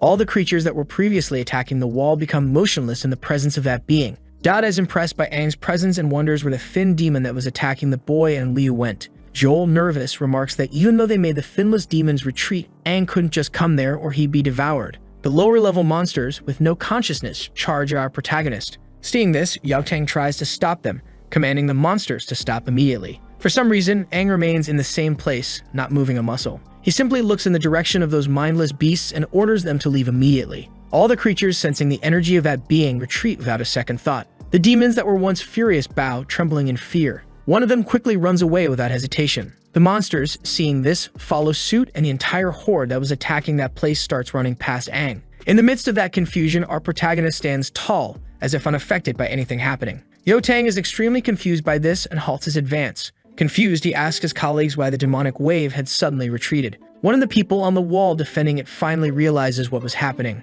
Everyone on top of the wall also noticed that the demonic wave had retreated and started celebrating for having managed to protect the area. However, one of the young men asks his friend why those monsters suddenly retreated and wonders if the attack from the three squad leaders scared them. Even so, the celebration continues and everyone on the wall begins praising the squad leaders for what they had done. Looking at his colleagues, Ju wonders if those monsters really retreated because of them. The other option Yaotang suggests is that those creatures ran away because of Aang. The boy, who had remained imposing until that moment, kneels, collapsing to the ground. He soon faints and Yao notices this, running towards his student to try to help. Our protagonist, while almost fainting, sees the three squad leaders running in his direction. In the vastness of his mind, the eight-fin demon states that the boy really enjoyed using that power. Confused, Aang asks who that being was that was talking to him. The demon replies that they had met once half a century ago and then mentions that Aang should be able to remember. At that moment, our protagonist realizes that it was one of the two eight-fin demons he saw and then asks how many of those demons exist. However, the creature only replies that he shouldn't worry about that, as the boy would find out how many exist in the future. Aang awakens in his mind and realizes that in front of him was that being he saw back then. The being states that he will reveal his name and mentions that he is the king of the Fins, Commersum, the strongest eight-fin demon. The boy can only stare at that powerful man in front of him, unable to say anything. The creature thinks that the fact this human wasn't even scared and his presence was incredible, and this explained why he had rejected his will earlier. He then tells Aang that the boy doesn't need to worry since he won't harm him for now, but irritated, Aang stands up and questions why he was chosen. The eight-fin demon only responds that the boy was asking too many questions. In the blink of an eye, another version of him appears, placing his hand on Aang's face. The king states that Aang will eventually learn about his plans, so he shouldn't be in a hurry. And as for his body, now the two shared the same body. He also says that for various reasons, he would need to hibernate for a long time, and to keep them safe, Aang would have to strive to evolve in the future. With arrogance, the demon finally says that if Aang did that, he would become closer to the nearly perfect being that the King of the Crimsons was. As he gets up, the boy remarks that this demon greatly underestimates humans.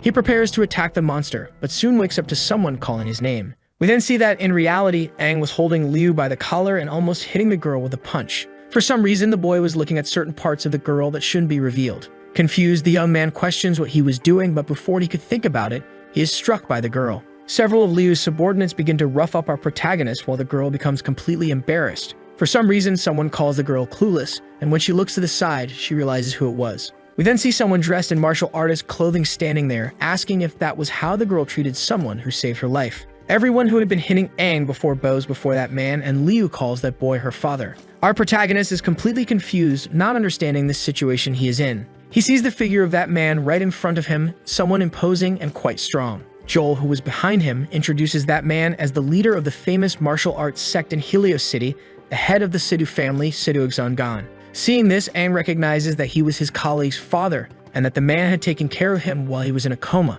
The young man promptly stands up and bows, greeting the sect leader and thanking him for taking care of him. Sungan promptly responds that there was no problem and opens his arms. He then mentions that Aang saved his daughter's life, and for that, the Sidhu family was extremely grateful for his bravery. Sun also says that all the warriors could rest at the Sidhu family's dojo, as they would celebrate the retreat of the demonic wave later. Gon states that he had watched the three leaders since they were young, so they shouldn't be too formal and could also treat the family dojo as their own home. They should also take care of his daughter, since even though she had a difficult personality, she was a good person and shouldn't be treated in a special way. Yao Tang simply responds that the boys shouldn't worry and assures that they would do their best. Suddenly, the blonde man says that before going to the celebration, he needed everyone to leave the room except Aang because he wanted to have a conversation with the young man. Our protagonist is confused by this sudden action, but after that, everyone leaves, leaving only the three squad leaders and Aang. The blonde man tells his student that the one-fin demon in the warrior exam and the demonic wave were strange situations, and for that reason,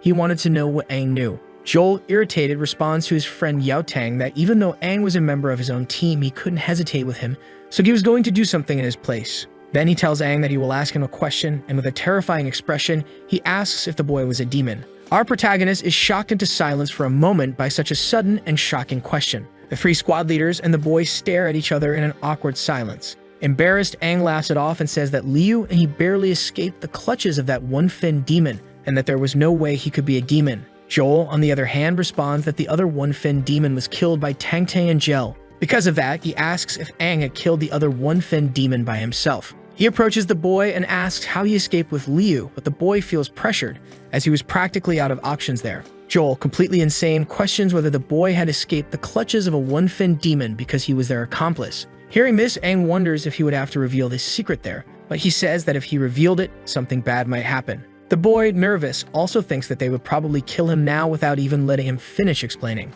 Aang also tells himself that those people wouldn't let this opportunity pass, and they wouldn't believe him, only treating him as a demon. And all of this was because his body harbored the power of the most powerful demon of all. Joel starts to summon a dagger while saying that if the boy remained quiet, he would have to resort to violence. After hearing that, the young man questions himself about what he should do and considers the possibility of fighting those people. However, Dada arrives and grabs her comrade's hand, telling him to stop. She states that only demons with 4 fins or more can truly transform into humans, and that even if Aang were one, it wouldn't make sense for him to be in that city. Tang Tang responds that besides that, demons don't save their companions and they don't understand the concept of camaraderie as they are selfish and inhuman. However, Aang risked his life to bring Li back, and for that reason, he didn't believe the boy was a demon. Joel gives the boy a few pats on the back and agrees, saying that he knew that but just wanted to provoke the boy a little. With a smile, the man comments that Aang and Liu cheated death and that it must have been tough. Yao Tang comments that despite that, Liu had told them that she fainted while fighting the one-fin demon and didn't remember anything. In other words, if Aang had saved the girl from the beast's clutches, they wanted to know exactly what happened. Dada asks if the young man really defeated that one-fin demon by himself. With that, the boy gains a glimmer of hope, as he had been focusing on the demon inside him all this time and forgot there were other possibilities. Then finally, he opens his mouth and smugly responds that it happened because he is a genius. The boy says he can instantly absorb most of the energy in a core and use it, allowing him to wield a much greater power than usual. Confused, Dada comments that, according to what he claimed, Aang's secret ability was similar to what they do when they activate the energies of their cores. After hearing that, the boy promptly responds yes, and in his head wonders if they would believe that explanation. The three remain silent for a moment, just looking at each other. Joel lets out small laughs and states that if that was the case, the boy really was a genius. Tang Tang asks if he had done that during the previous incident and this time to defeat that one-finned demon. The boy replies that yes, because that incident was when he discovered this power and felt his body absorb all the energy from the core and used it in an explosive attack.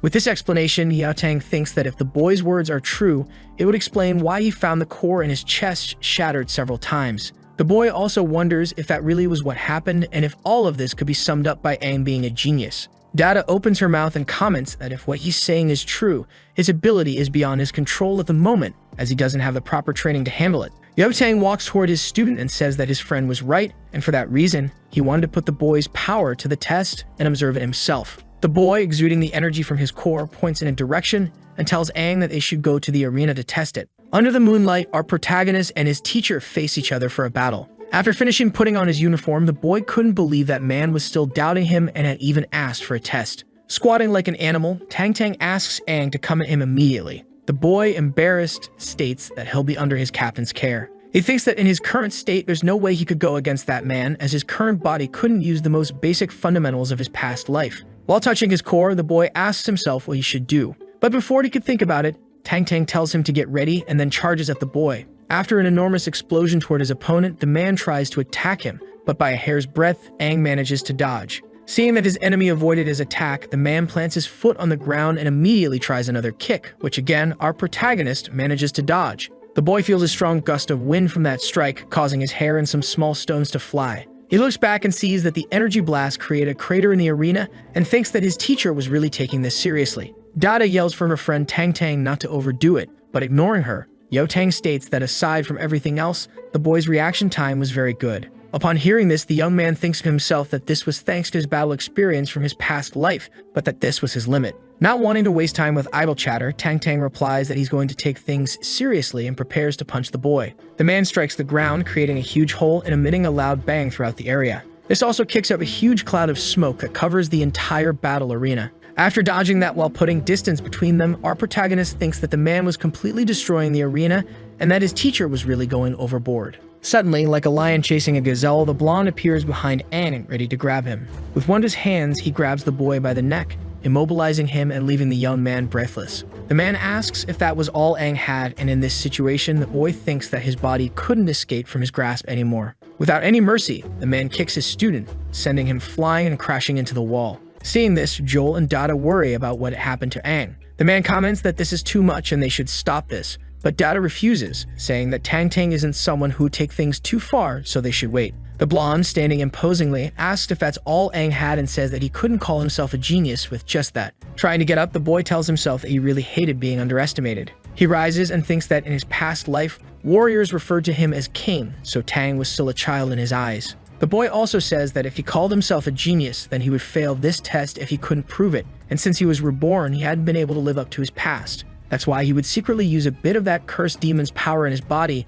and Tang wouldn't mind this 16-year-old being rebellious. A dark red energy begins to envelop the boy's entire body. Seeing this, Dada realizes that Aang's aura was much more powerful and strange. As he walks toward the teacher, the boy says his name. Imposingly, he comments that it was his turn to attack, recalling the moments from his previous life. Upon seeing this, Tang feels an overwhelming pressure, as if he were witnessing firsthand the former strongest in the world, Aang. As he releases that aura, the boy thinks that after using his demonic power, his blood was being stimulated, despite the low rank of that core. He also mentions that as long as he uses the consciousness within him, he will be able to establish and grow the potential of that body, especially in terms of synchronization. Joel, who was watching the scene, asks Dada if she could feel that boy's synchronization rising, and the woman agrees, looking impressed. Tang, who was a bit shocked, realizes that the synchronization rate of that boy had jumped to 40% and was still climbing. He also comments that he remembers Liu's synchronization rate was at 39%, but Aang had already surpassed the girl. Our protagonist then, in an imposing manner, asks his teacher not to get distracted. He charges toward him with a punch aimed at his teacher. The man is caught off guard and Aang manages to land a solid hit on Tang's chest. However, the teacher is able to defend himself with his arms, while thinking that the boy's speed was twice as fast as usual and that his stats had increased. Seeing that his plan had worked, the only thing the boy says is that it was a feint, and right after that, he braces against the ground preparing to kick Yao. He manages to hit the blonde's leg, causing him to lose balance and begin to fall toward the ground. Still in the air, he congratulates his student, while thinking that he couldn't believe Aang had taken advantage and acted quickly to unbalance him. During his fall, the man tries to regain his balance but notices that Aang was preparing something. Quickly, the boy attempts to land another powerful kick toward the blonde. Joel, watching the spectacle, thinks that it was an incredible series of attacks and wonders where our protagonist gained so much combat experience. Suddenly, someone arrives, saying that fighting so close against someone known for their hand-to-hand combat skills wasn't a good idea. We see that this person is Mr. Sun Gan, who had just arrived there. Dada asks when the man had arrived, and he replies that he had just gotten there, and Joel quickly apologizes for practicing in that arena. Seeing the destruction that had been caused in his training field, Sun says that it was a bit inconvenient, and Joel responds that they would pay for it. and Tang would be responsible for it. The man just replies that it was fine and says that the boy with the same name as the strongest warrior was someone incredible, and he wanted to see how that boy fought. At that moment, with all of his strength, Yao Tang manages to immobilize and defend against Aang's kick. He, in an arrogant manner, comments to his student that he had caught the boy in a tight spot. While watching this, Sun Gong remarks that little Tang had always been like that since he was young, and if he saw an opportunity to attack, he would take it immediately. Not to mention, after so many years fighting against demons, he had developed an incredible battle sense. Finally, he comments that to get out of that situation, Aang would have to do something impressive, and he feared that Aang was about to learn a hard lesson. At that moment, the blonde prepares to try to punch the boy. With a smile on his face, our protagonist denies what the man had said and replies that he was the one who had caught his teacher. The boy propels himself as if he were going to do a somersault, but in fact, he does something else. With all the momentum of his power, the boy uses his forehead to land a direct headbutt on Tang Tang's head. All three of the people watching the fight see the teacher being thrown far away by that headbutt and are left impressed. Tang Tang gets genuinely angry with that attack and calls Aang a bastard. After getting up and falling to the ground, our protagonist comments that human bones are pretty strong, but their foreheads are even stronger. He says that now it was his turn to attack and immediately charges at his opponent to try to catch him off guard. The blonde, after recovering from that attack, uses his core power and asks his student not to go all out. Joel shouts that he thinks his friend won't be able to hold back any longer. At that moment, the man punches the ground, creating another crater in that fighting area. After dodging it, Aang is impressed. The man was attacking and defending at the same time and comments that it was incredible. He says that to win, Yao Tang would have to taste a bit of his demonic energy. The young man creates what appears to be an invisible hand and punches the air, launching some rocks toward the teacher and raising a smoke barrier. The man seeing this scene is simply astonished, not understanding anything that happened in front of him. However, not wanting to let his enemy think too much about it, the young man disappears in the blink of an eye. He reappears behind the teacher, aiming to end the battle. Dada, seeing this, comments that our protagonist was using the smoke to get into an opponent's blind spot and that he was literally copying Tang's techniques. However, Gon, who was watching the scene, disagrees and says that it was happening because of Aang's incredible learning ability. Tang Tang, on the other hand, gets irritated, saying that was his technique and immediately moves to attack our protagonist from behind.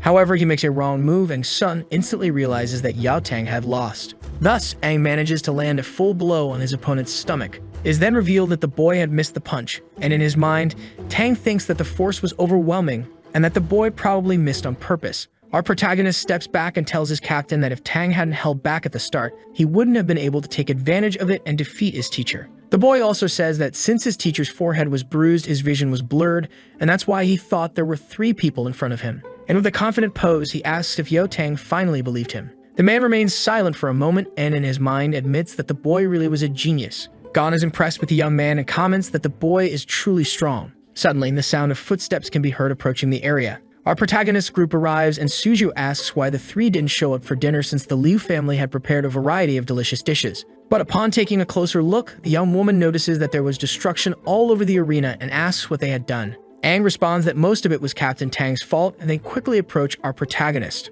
Then, analyzing the scene, Liu realizes that the captain and Aang were probably fighting. Joel goes up to his friend and states that he had lost, but Aang tries to defend himself, saying that maybe it was because the captain wasn't used to dealing with brats. Gon tells the boy that he didn't mean to be modest and says that they had all trained enough and that they should go celebrate with a good dinner. As he leaves and passes by Sun, Aang comments that he was hungry, and that's why he was heading out first. Stating this, Gon thinks that the boy was strong and knew how to handle things well, and that his intelligence and strength were simply full of potential. The man then calls Liu over to have a conversation with his daughter. He says that the boy wasn't that bad and asks Liu if she was interested in him. The girl, hearing this, becomes completely embarrassed by her father's sudden remark. After that whole situation, we see at the dinner table the 3 squad leaders and our protagonist group, including Liu's father. The martial artist asks for everyone's attention, raising a small cup. Sun says that on behalf of all the citizens living in that city, he would like to thank everyone there for their service and for the warriors who fought in the battle. He also says finally that he was very grateful to our protagonist.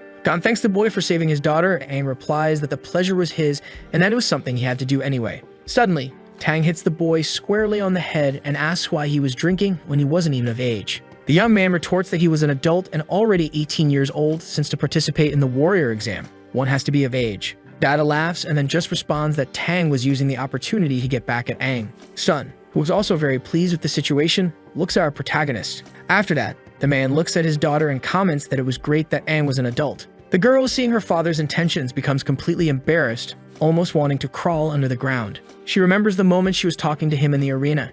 and Gon tells her that he had been watching the fight earlier and that the young man was really good. Gon also says that even Liu, who thinks she's above others, must feel attracted to that boy with incredible talents. The girl feels confused, thinking that idea was ridiculous. She asks her father not to be ridiculous and recalls the moment when the boy acted foolishly with her, noting that he was very childish. We return to the present moment where Suju is taking pictures of the food, happy to have so many good things there. Snow, who was also present, comments that back to the topic at hand, he wanted to know how Aang managed to scare that demon and make it flee. Yotang responds for him, saying that the boy could draw a portion of the power from a core and use it temporarily to boost his strength several times. Data adds that it's similar to the ability the group captains used to harness core strength, and Aang must have unlocked that dormant ability. She also states that this was extremely dangerous since he had never received any training and it could put a great strain on his body. Joel, wanting to join the conversation, finally says that just now, he and Tang Ting fought, and that's what caused the partial destruction of the arena. The boy notes that the amount of strength Aang displayed was incredible,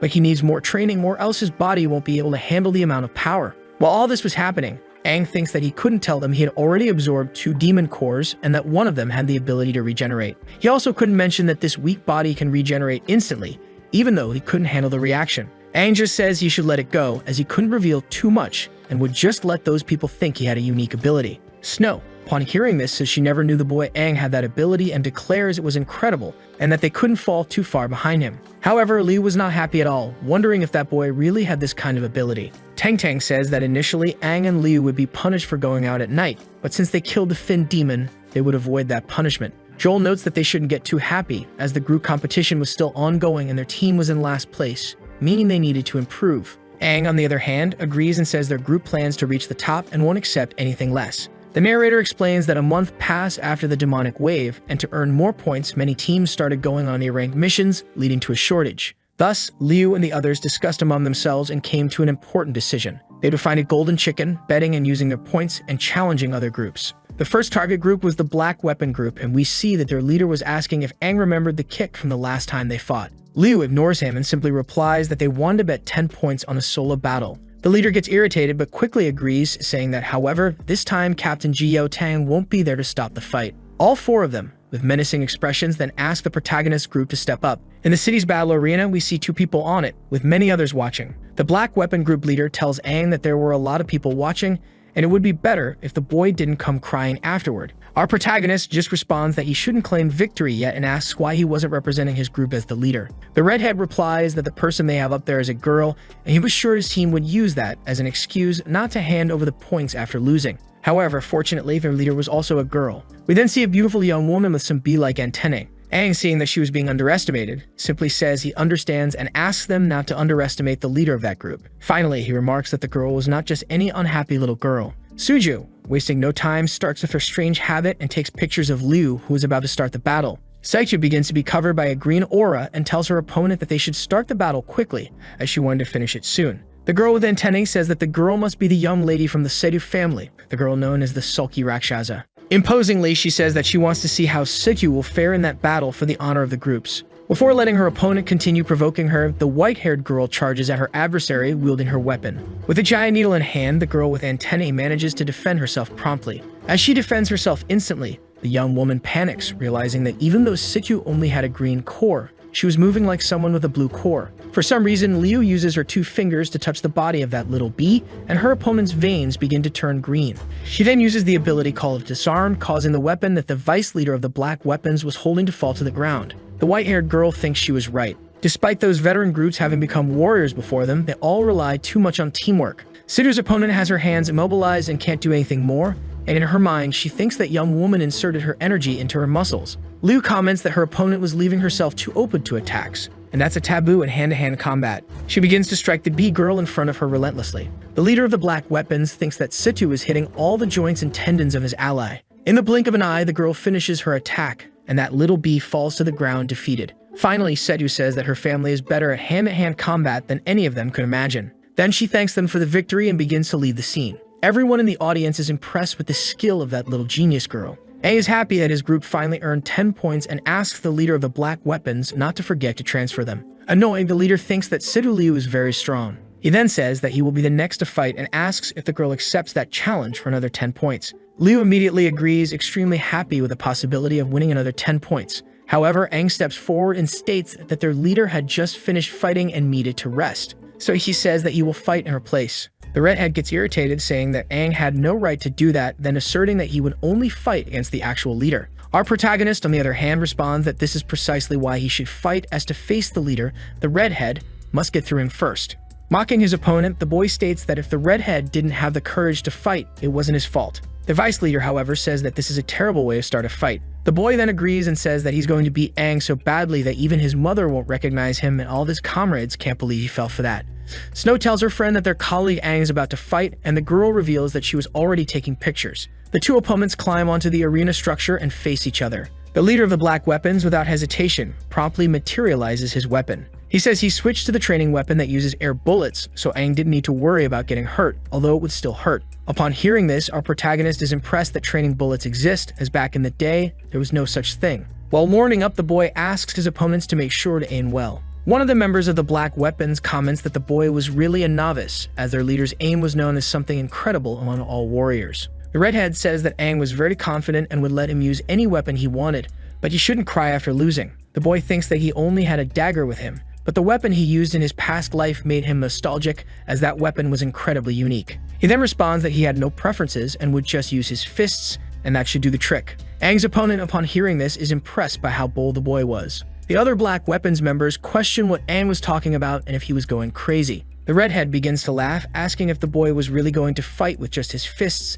then declaring that all rookies are arrogant. He says he gave Aang the chance, but since the boy didn't choose a weapon, he would let him fight as he wished. Finally, the leader states that, however, he would speak because even a lion trying to kill a rabbit does its best to succeed, and therefore he wouldn't give the boy any chances. Our protagonist, already bored with all the drama, simply replies that it was fine and he should just do his best. Snow, who was also in the audience, comments that she would love to see their faces after discovering that Aang single-handedly killed a demon with a fin and won a fight against Yotang. Liu, hearing this, doesn't believe that Aang actually won the fight against the captain and says that it was annoying, wondering if that guy was better than her. She also thinks again about what her father had said every time she sees that idiot's face, but asserts that it was impossible and she shouldn't think about that kind of thing.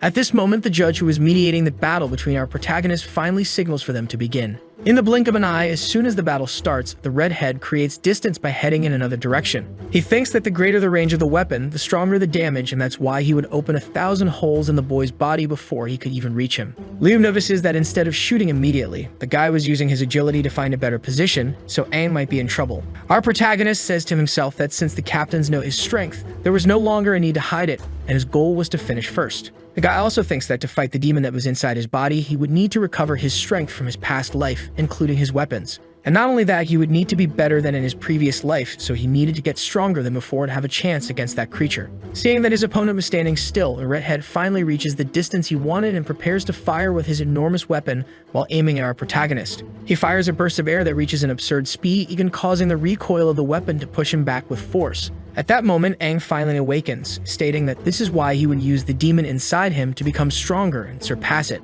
Thus, after refocusing on the battle, Aang easily dodges the shot, letting it pass by his side. Without hesitation, the boy takes advantage of the movement and uses a push from the ground to charge at his enemy, drastically reducing the distance between them. At an incredibly absurd speed, he heads toward the redhead leader while activating his core, which begins to emit a reddish aura. With his weapon in hand, the redhead reloads it and says afterward that he knew his opponent would charge. He comments that his right hand is homing bullets and calls Aang a damn fool, firing at his enemy right after. Those projectiles head toward our protagonist, while the guy thinks that these sticky high-speed bullets are difficult to dodge even for someone with a blue core. He also mentions that as long as one of them hits, the rest of the bullets will follow suit and hit the target. On the other hand, our protagonist was pleased, saying that it was perfect since he provoked that guy to be his opponent so he could showcase his strength. He uses his water-type ability, transforming into liquid and starting to dodge the projectiles. The other members of the Black Weapon gang don't understand how that guy dodged the leader's bullets and comment that the speed was as elastic as water. In the blink of an eye, the young man appears in front of his opponent and the redhead says he was planning to use his final move to win.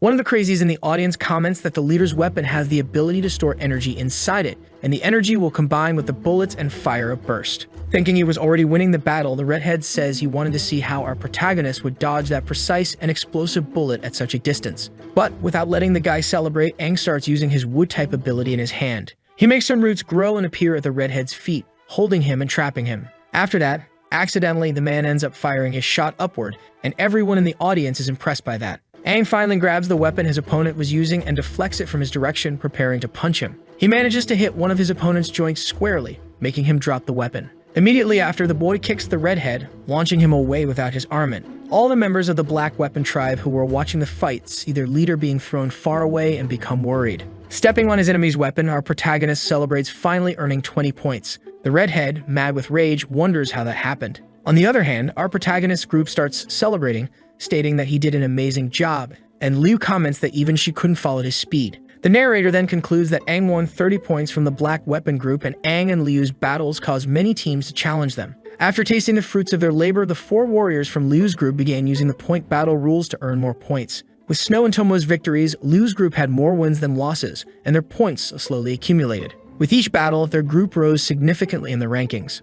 Finally, by the end of the month, Liu's group reached first place in the squad ranking and earned a chance to participate in the final competition. Thus, the final battle between the top 3 groups was about to begin. In another location, which appeared to be a coliseum, Dada was saying that every time they entered the city at the end of the month, seeing that place always moved her. Joel asks his friend how long it took for Liu's group to climb from last place to the top of the rankings, noting that it's not an easy task for rookies. Jel also says she heard that those kids used points as bets and fought against other groups, ending up winning more than they lost. The girl states that this method was very desperate and says Tang Tang should have stopped them. The blonde, on the other hand, replies that they relied on their own strength to win those points and there was no reason to stop what they were doing. Yo Tang, recalling the fights, notes that he closely observed all the members of the group, and the other 2, Snow and Suju, were also very good. The 3 friends finally arrive at the gate leading to the Coliseum and stop in front of it for a moment. Joel says it's the first time in many years that a rookie group has made it to the finals between the 3 squads, and the news had spread so much that everyone probably already knows.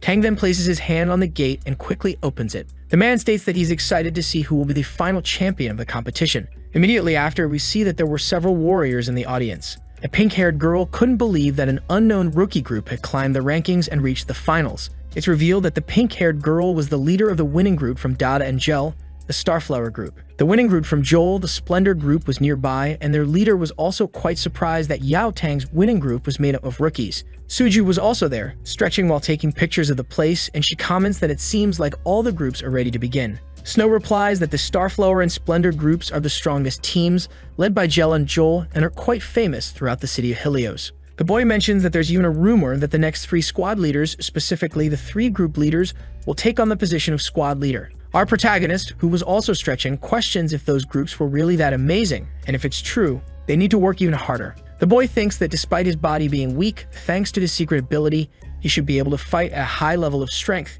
and maybe win that competition. Finally, Gel arrives at the center of the Coliseum and immediately calls for her group to come to her. Without hesitation, the Starflower group quickly goes to their leader, showing great submission to Gel and seeing the girl as a mother figure. They begin to say that the Starflower group was ready to take first place and wanted an extra reward if they achieved that. The leader of the Splendor group arrives and comments that the reward the girls were asking for was something very trivial, and asks if that was all their group could think of. The boy also says that his group's wish was to go to a rank B city and see strong warriors to fight against, not to buy clothes. The leader of Dada's group responds that the boy didn't know what he was talking about and that buying clothes was something really important to the girls, calling him an idiot. Joel and Yatang remark that both groups had a lot of energy, and right after, they descend from the sky into the center of the Coliseum. The blue-haired boy questions whether the groups will keep fighting until they fall in love, and both group leaders complain about him saying such things. Yao Tang looks around and realizes that his students were distant, so he quickly turns and calls Liu's group to start the competition. Before finished stretching and determined to win, they all walk with confidence toward their teacher. After all the squads get into formation, Tang Tang begins his speech and says that everyone there already knows each other, at least minimally. Therefore, he would skip introductions and jump straight to what matters. He explains that the competition will have 2 segments, divided between a group competition and an individual battle, and points will determine the winner. Dada Gel starts speaking and comments that the rules and more details will be provided when the competition begins. She says that she knows everyone there is aiming for first place to earn a reward, so the prize for this competition would not be a disappointment. Joel is the next to speak. The young man informs them that first place will receive the opportunity to intern in a rank B city for a week. Upon hearing this, all the members of the other groups, including Liu's, start celebrating. Snow asks her friend what she would do if she could go to the rank B city, and Suju replies that she would buy a new camera. Yao Tang then asks all group leaders to head over to him. While the leaders do this, all the other members remain excited, talking about the prize of that competition. Amidst all the commotion, our protagonists seem a bit lost, not as excited as the others. In his mind, the young man reflects that there was still a lot he didn't understand about that era, and one of those things was that their cities were not divided by rank. The young man mentions that Snow had told him that Helios City was rank C, one of the lowest, followed by a rank B city, and so on. Aang explains that the city's ranks are evaluated according to the strength levels of the warriors, and the more fins a warrior's core has, the bigger the city they reside in. Finally, the boy reports that warriors with cores of 3 or 4 fins and even 5 reside and protect rank of cities. And the city that classifies all the others is the only one with an S rank in the world, the City of Dawn. It is also called the City of Hope and is located at the center of the continent, being extremely large. In addition, they don't just have warriors with 6 and 5 fins, but also the fighter with the strongest core, the 7-fin core. With that, memories surface and Aang questions how good that city must be compared to the one he led and wonders if the city he commanded still exists. The man also wonders if his companions from his past life were still alive. However, Suju calls for our protagonist, breaking the trance he was in. Snow walks past the girl along with Aang, saying that her brother loved to stay in the clouds. The young woman points to Liu and tells Aang that he should stop daydreaming as it was their time to shine. Then, after drawing a lot number, the group leader tells our protagonist and his colleagues that they were the first. The Splendor group and Liu's group stand face to face for the challenge, and Yao Tang notes that the weapons have been switched to training mode. Suju comments that they still hadn't decided on a name for the group, and Snow responds that they need to choose a good name that sounds cool. Aang agrees and says that they should discuss that after the fight, but on the other hand, Liu didn't care about that and was nervous. The leader of the Splendor group, with a smug expression, comments that a group of slackers like Liu's couldn't dream of winning first place. Next, he asks each of his colleagues to focus on one person from the enemy group because he would fight Liu, and they all agree. Tang Tang raises his hand high and shortly after starts the competition. The 3 members of the Splendor group split up in the blink of an eye. Upon seeing this, Situ immediately realizes that their plan was to go after individual fights, and it would have been a good plan if their combat strength were high. However, her group advances in sync, and the girl asserts that the enemy's plan wouldn't work because they were fighting as a team. During the advance, Aang thinks that his leader had already understood the enemy's strategy and comments that for their group, the best option was to attack the enemy leader. He explains that the biggest weakness of an individual fight is that you only fight for yourself, and if a group leader falls, the other members lose morale. The other 3 from Splendor change their plan and, in sync, rush to attack Setu. Without remorse, they all prepare to defeat the girl before she can react. However, she was expecting this, so Liu calls for cover, and her entire team defends her. The rival leader questions whether the kids really think they can beat him and declares that they were wrong. Without hesitation, the young man charges at his rival, not letting her get away with it. The 2 leaders face each other, and the blonde boy gathers red energy in his hands. With a creepy smile on his face, he asks Sidu to fight with everything she's got. Shortly after, the boy extends his hand, and the red energy within it begins to emit light. Upon seeing this, Situ immediately asks all her colleagues to close their eyes and protect themselves.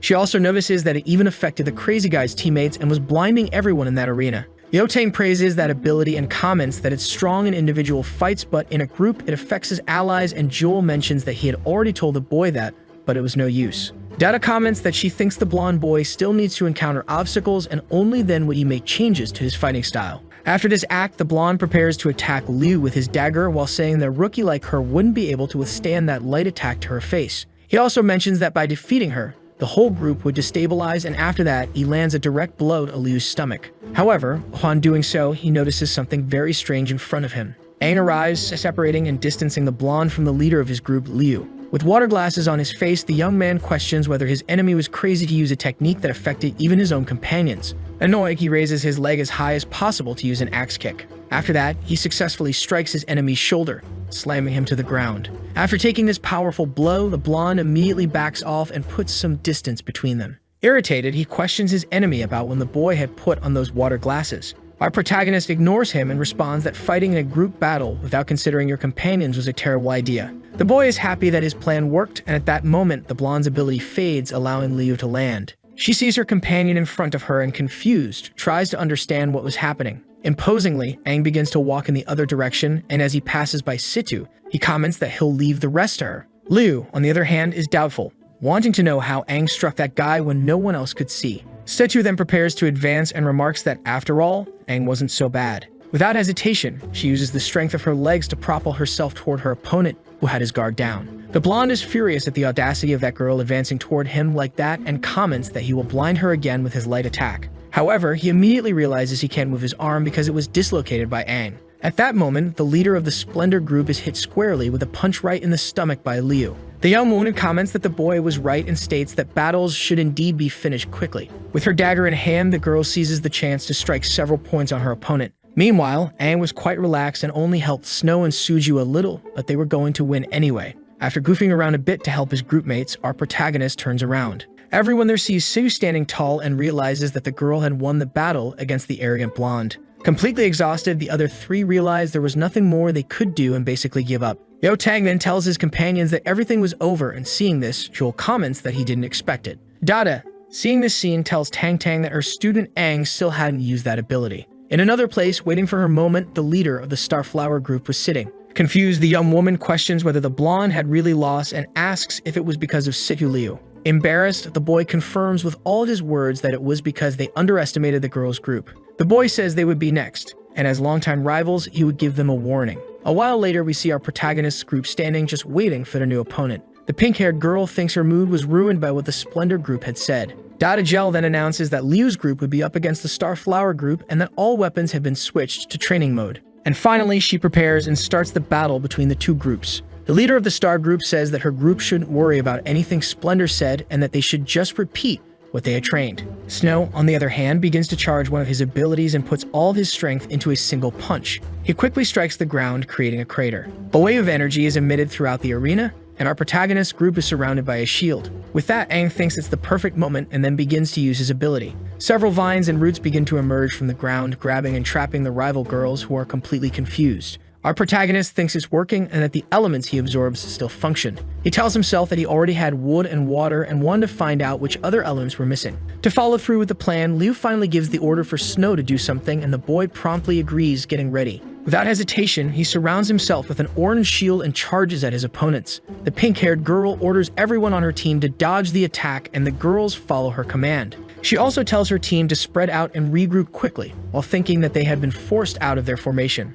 However, without giving the girl much time to think, Suju and Liu charge at her with a combined attack. The two land a kick on the girl, who barely manages to defend herself from both blows. The girl calls out to her teammates for help, but when she looks, she realizes that her three companions are engaged in hand-to-hand combat against Snow and Aang. Alone, our protagonist manages to land a punch on two girls from the Starflower group. Seeing this scene, we finally flash back to the moment when the leader of the Splendor group had given advice to the group of girls. We see the boy telling the short-haired leader that she should be careful with that person named Aang because he was probably the strongest in Liu's group. The boy also says that that little demon had managed to control the entire battlefield by himself. Back to the present moment, Suju, holding her dagger, tells the short-haired girl that she should stay focused. However, proud as she is, the girl responds that she doesn't need to do that since she is an agility user. Suju laughs at her and mentions that she is also an agility user, and then suddenly appears behind the girl. The girl prepares to land another kick on her opponent and bring an end to the fight. In fact, she manages to apply a jujitsu move called a triangle on her opponent, choking her with her thighs. Seeing this, Dada Gel comments that it looks like the fight is already over, and Joel replies that Liu's group has won all the battles in this group competition. All the groups fall into formation, and Tang explains that in this phase of the individual fights, they can challenge any member of any group at any time. The leaders of the Splendor and Starflower groups were completely furious with their defeat, unable to accept it. Both of them, at the same time, say that they want to challenge Aang from Liu's group. Seeing this, Tang responds that individual battles can only be one-on-one, and they should decide who would go first. However, with all the arrogance he had, our protagonist responds that there was no problem, and to save time, he accepted fighting both captains at once without any difficulty. So for the first individual battle, Aang gets ready. He thinks that this is his last fight and that he should start taking things seriously. The two captains from the other groups also prepare, and the blonde boy comments that it seems like they were being underestimated, while the girl says she will make Aang regret it. Dada says that the rules are the same as before, and the battle won't end until one side admits defeat or can no longer fight, and then she finally starts the fight. The two of them each move to a different side of Aang, intending to surround him. The blonde boy asks the short-haired girl not to forget the plan, and the girl asks the boy to stop bothering her. Aang, on the other hand, starts to gather momentum with his legs as if he were going to jump into the air. But in fact, he charges at one of his enemies, the leader of the Splendor group. The girl who was with him notices that Aang was extremely fast and warns her ally to be careful. The boy replies that he wasn't that easy to take down and asks Aang to stop underestimating him while preparing his light attack. Seeing this, the girl realizes that this glow means they were about to skip straight to that step of the plan. Then we flash back to the past where the blonde boy told the short-haired girl that they needed to win that fight and only then could they earn that prize. The boy also mentions that he had a plan that could lead them to victory, and the only thing the girl had to do was wear that special battle glasses. The boy explains that these glasses can protect her eyes from his light ability, and at the moment he blinds Aang. The short-haired girl should hit him with everything she had and with all her strength. With those glasses in hand, the girl couldn't believe that the selfish boy was giving them to her. The blonde boy responds that Aang wouldn't be easy to take down, and if they wanted a chance to go to the Rank B city, they needed to work together. Back in the present moment, the leader of the Splendor group tells Aang that this light is 5 times stronger than the previous one, and then he uses his ability right in our protagonist's face. Dada Gel and her friends comment that the brat was gathering a lot of energy to form a beam of light. It was stronger than the one he had used earlier. Suju, who was taking pictures, has her vision blurred and complains about it, as she couldn't do what she enjoyed so much. At that moment, the pink-haired girl comments that the guy must have lost his vision for a while and would maximize her speed to defeat him. She starts running toward our protagonist, aiming to end the battle immediately. After getting close enough behind him, the young woman states that she will finish Aang with one attack. However, the young man doesn't seem to be affected by the light and turns around, commenting that he was right and that she really was the one who would attack him. She feels a crushing pressure and wonders what was in that guy's gaze, as it seemed like she was the victim of something terrifying and was about to drown in the ocean. Aang then begins using his water element ability and surrounds the girl with it as if he were capturing her. With a hand made of water, the boy manages to trap the young woman within his abilities. The blonde, who was practically blind from using his light beam, questions why his companion was screaming instead of attacking Aang. The girl responds that she was being captured, her glasses fell off, and she couldn't see anything. The boy with black and white hair apologizes, and immediately after trapping her, he says their plan would fail. Controlling a root, he manages to hit the blonde's chin squarely, knocking him out. After that, he throws the short-haired girl far away as the 2 allies go flying. The 2 group leaders fall to the ground, completely defeated. With the impact of the students hitting the ground, a cloud of dust rises, and Yao Tang, seeing this, thinks that if those kids aren't careful, they might end up getting hurt. Worried about his students and their teammates, the man quickly launches himself into the arena to see what was going on. After some time in the air, he finally lands on the ground, dispersing some of the dust. Upon opening his eyes and looking ahead, he feels that Aang was emanating an utterly terrifying aura. Our protagonist, standing imposingly, simply tells his teacher that the battle was already over. Everyone from the Splendor and Starflower groups sees the dust spreading across the arena and starts wondering if their leaders had won. However, Liu replies that no and says she was just guessing, but it seemed that Aang was the one who had won. As the dust clears, it is finally revealed that the 2 leaders had lost and were lying defeated on the ground, while only our protagonist remained standing. His group starts running toward him to celebrate with their teammate. Snow says it was a good job and asks her colleague how he managed to disperse that flash of light, congratulating the boy. The young man simply responds that he took the glasses their enemies were wearing, and right after that, Snow hugs him, saying he did a good job. Seeing this, Liu wonders why she always felt like that boy was hiding something. Yao Tang then calls Liu's group and asks them to form up. Their captain congratulates his students and declares that their group was in first place and had won the competition. Jia also tells Aang that he did a great job since every one of his battles had been a wonderful surprise, especially the fact that he fought back despite being attacked by 2 people. The boy becomes embarrassed, thinking that he was originally the strongest warrior of humanity, and even with a weak body, he couldn't lose to those kids.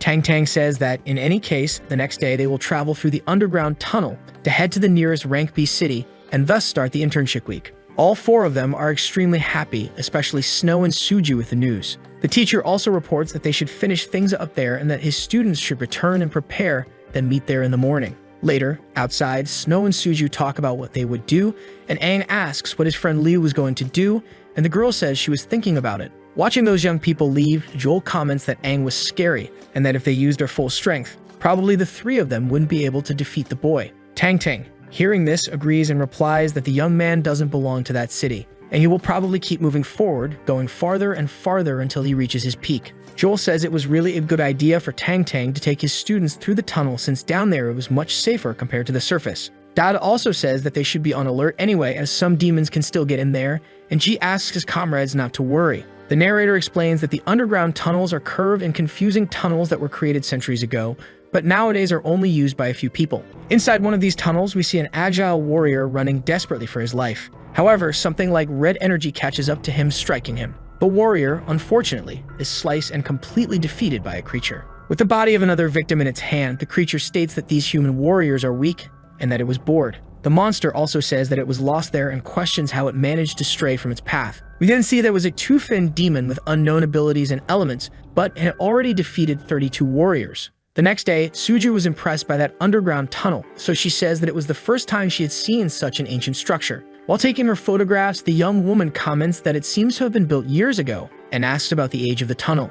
Tang replies that it has existed since before him, so it's extremely old. The girl notices that it seems extremely empty there and asks if the boy was sure that there were still people using it. Their teacher explains that after the Battle for Dawn, where many brave warriors sacrificed themselves, the expansion slowed and energy crystals became scarce. And due to the extreme lack of crystals and energy they used, that underground network was gradually abandoned, and this tunnel was built during King Aang's era. Suju then turns to her colleague and comments that the tunnel was built during the era of that king who had the same name as her friend. Our protagonist, who seems a bit distracted, just replies that it was exactly that. For some reason, veins begin to appear on Tang's forehead, and the boy gets quite irritated. He yells at his students, saying that just because he had the same name as the king, it didn't mean he was the one who built it, and he shouldn't joke about the greatest warrior. Our protagonist gives a small laugh and says that the teacher didn't need to ruin his joke, and Suju comments that the captain was quite irritated. Even Liu, who is extremely serious, gives a small laugh and calls Aang a fool. Realizing he had lost his composure, teacher regains his posture and thinks that he had become too relaxed while interacting with those kids. He tells his students that they should be more aware of their surroundings and that it was time to move on. Aang thinks that he was embarrassed since the plans for that tunnel were suggested by him in the past. But there was something wrong with what Tang had said, as while it was called an underground tunnel, it was actually a massive network of underground routes and wasn't meant to connect all the large and small cities. Instead, it was the safest and most commercially valuable route in the entire world. Placing his hands on the wall, the boy thinks that he could never have imagined that the greatest plan that could have been made that year would eventually become a complete ruin. Curious, asks if the energy crystals the captain was talking about were similar to the demonic cores they used, and the man agrees. He explains that a demon's core can provide immense strength to a warrior, but something happens during the refining process of these cores. And according to the basic principles, after each new mistake, the state of those refined cores would result in a massive energy core, an energy crystal. Tang also informs them that these crystals were strong enough to power an entire city, similar to what they called electricity. With that, many high-class cities organized demon hunts to collect these demonic cores in order to refine them into energy crystals. Finally, Tang states that these crystals are distributed according to the ranking of each city, and this time you would be taking all the students to a rank B city called Peather, not only to help improve their experience and knowledge, but also to obtain the distribution. Confused, Suju asks what would happen if the energy crystal-less city was completely depleted and there were no extra cores for them to exchange. And the man replies that in such a case, the entire city would be completely paralyzed. Hearing this, everyone in Liu's group is shocked by the possibility. Tang explains that without the energy it provides, normal life would be unable to continue, and the most important functions of the city, as well as its defense mechanisms, would become useless. Finally, without those defense mechanisms and the inability to continue functioning normally, people would be forced to leave their homes and seek refuge. However, the young man comments that there's no need to worry, as the crystals of Helios City can hold up just fine for another 3 months. Feeling relieved by this new possibility, Suju sticks her tongue out at her captain, saying he was very mean for talking like that as if it were a terrifying event. Suddenly, the man stops and says that his students need to be fully prepared this time since, as a rank B city, Peather has incredible warriors. He even heard that one of the warriors with a 3-fin core managed to reach a synchronization rate of 69%. Upon hearing this, Snow and Suju's eyes light up, and the boy says that's amazing and his friend agrees. With this, our protagonist starts to feel envious and thinks that the guy right behind them was a 7-fin warrior with a synchronization rate of 96%. Suddenly, Suju sees a huge red button beside her and feels the urge to press it. However, immediately, our protagonist tells the girl to stop and not press the button. After giving his student a smack on the head, Tang says that she shouldn't touch things carelessly there,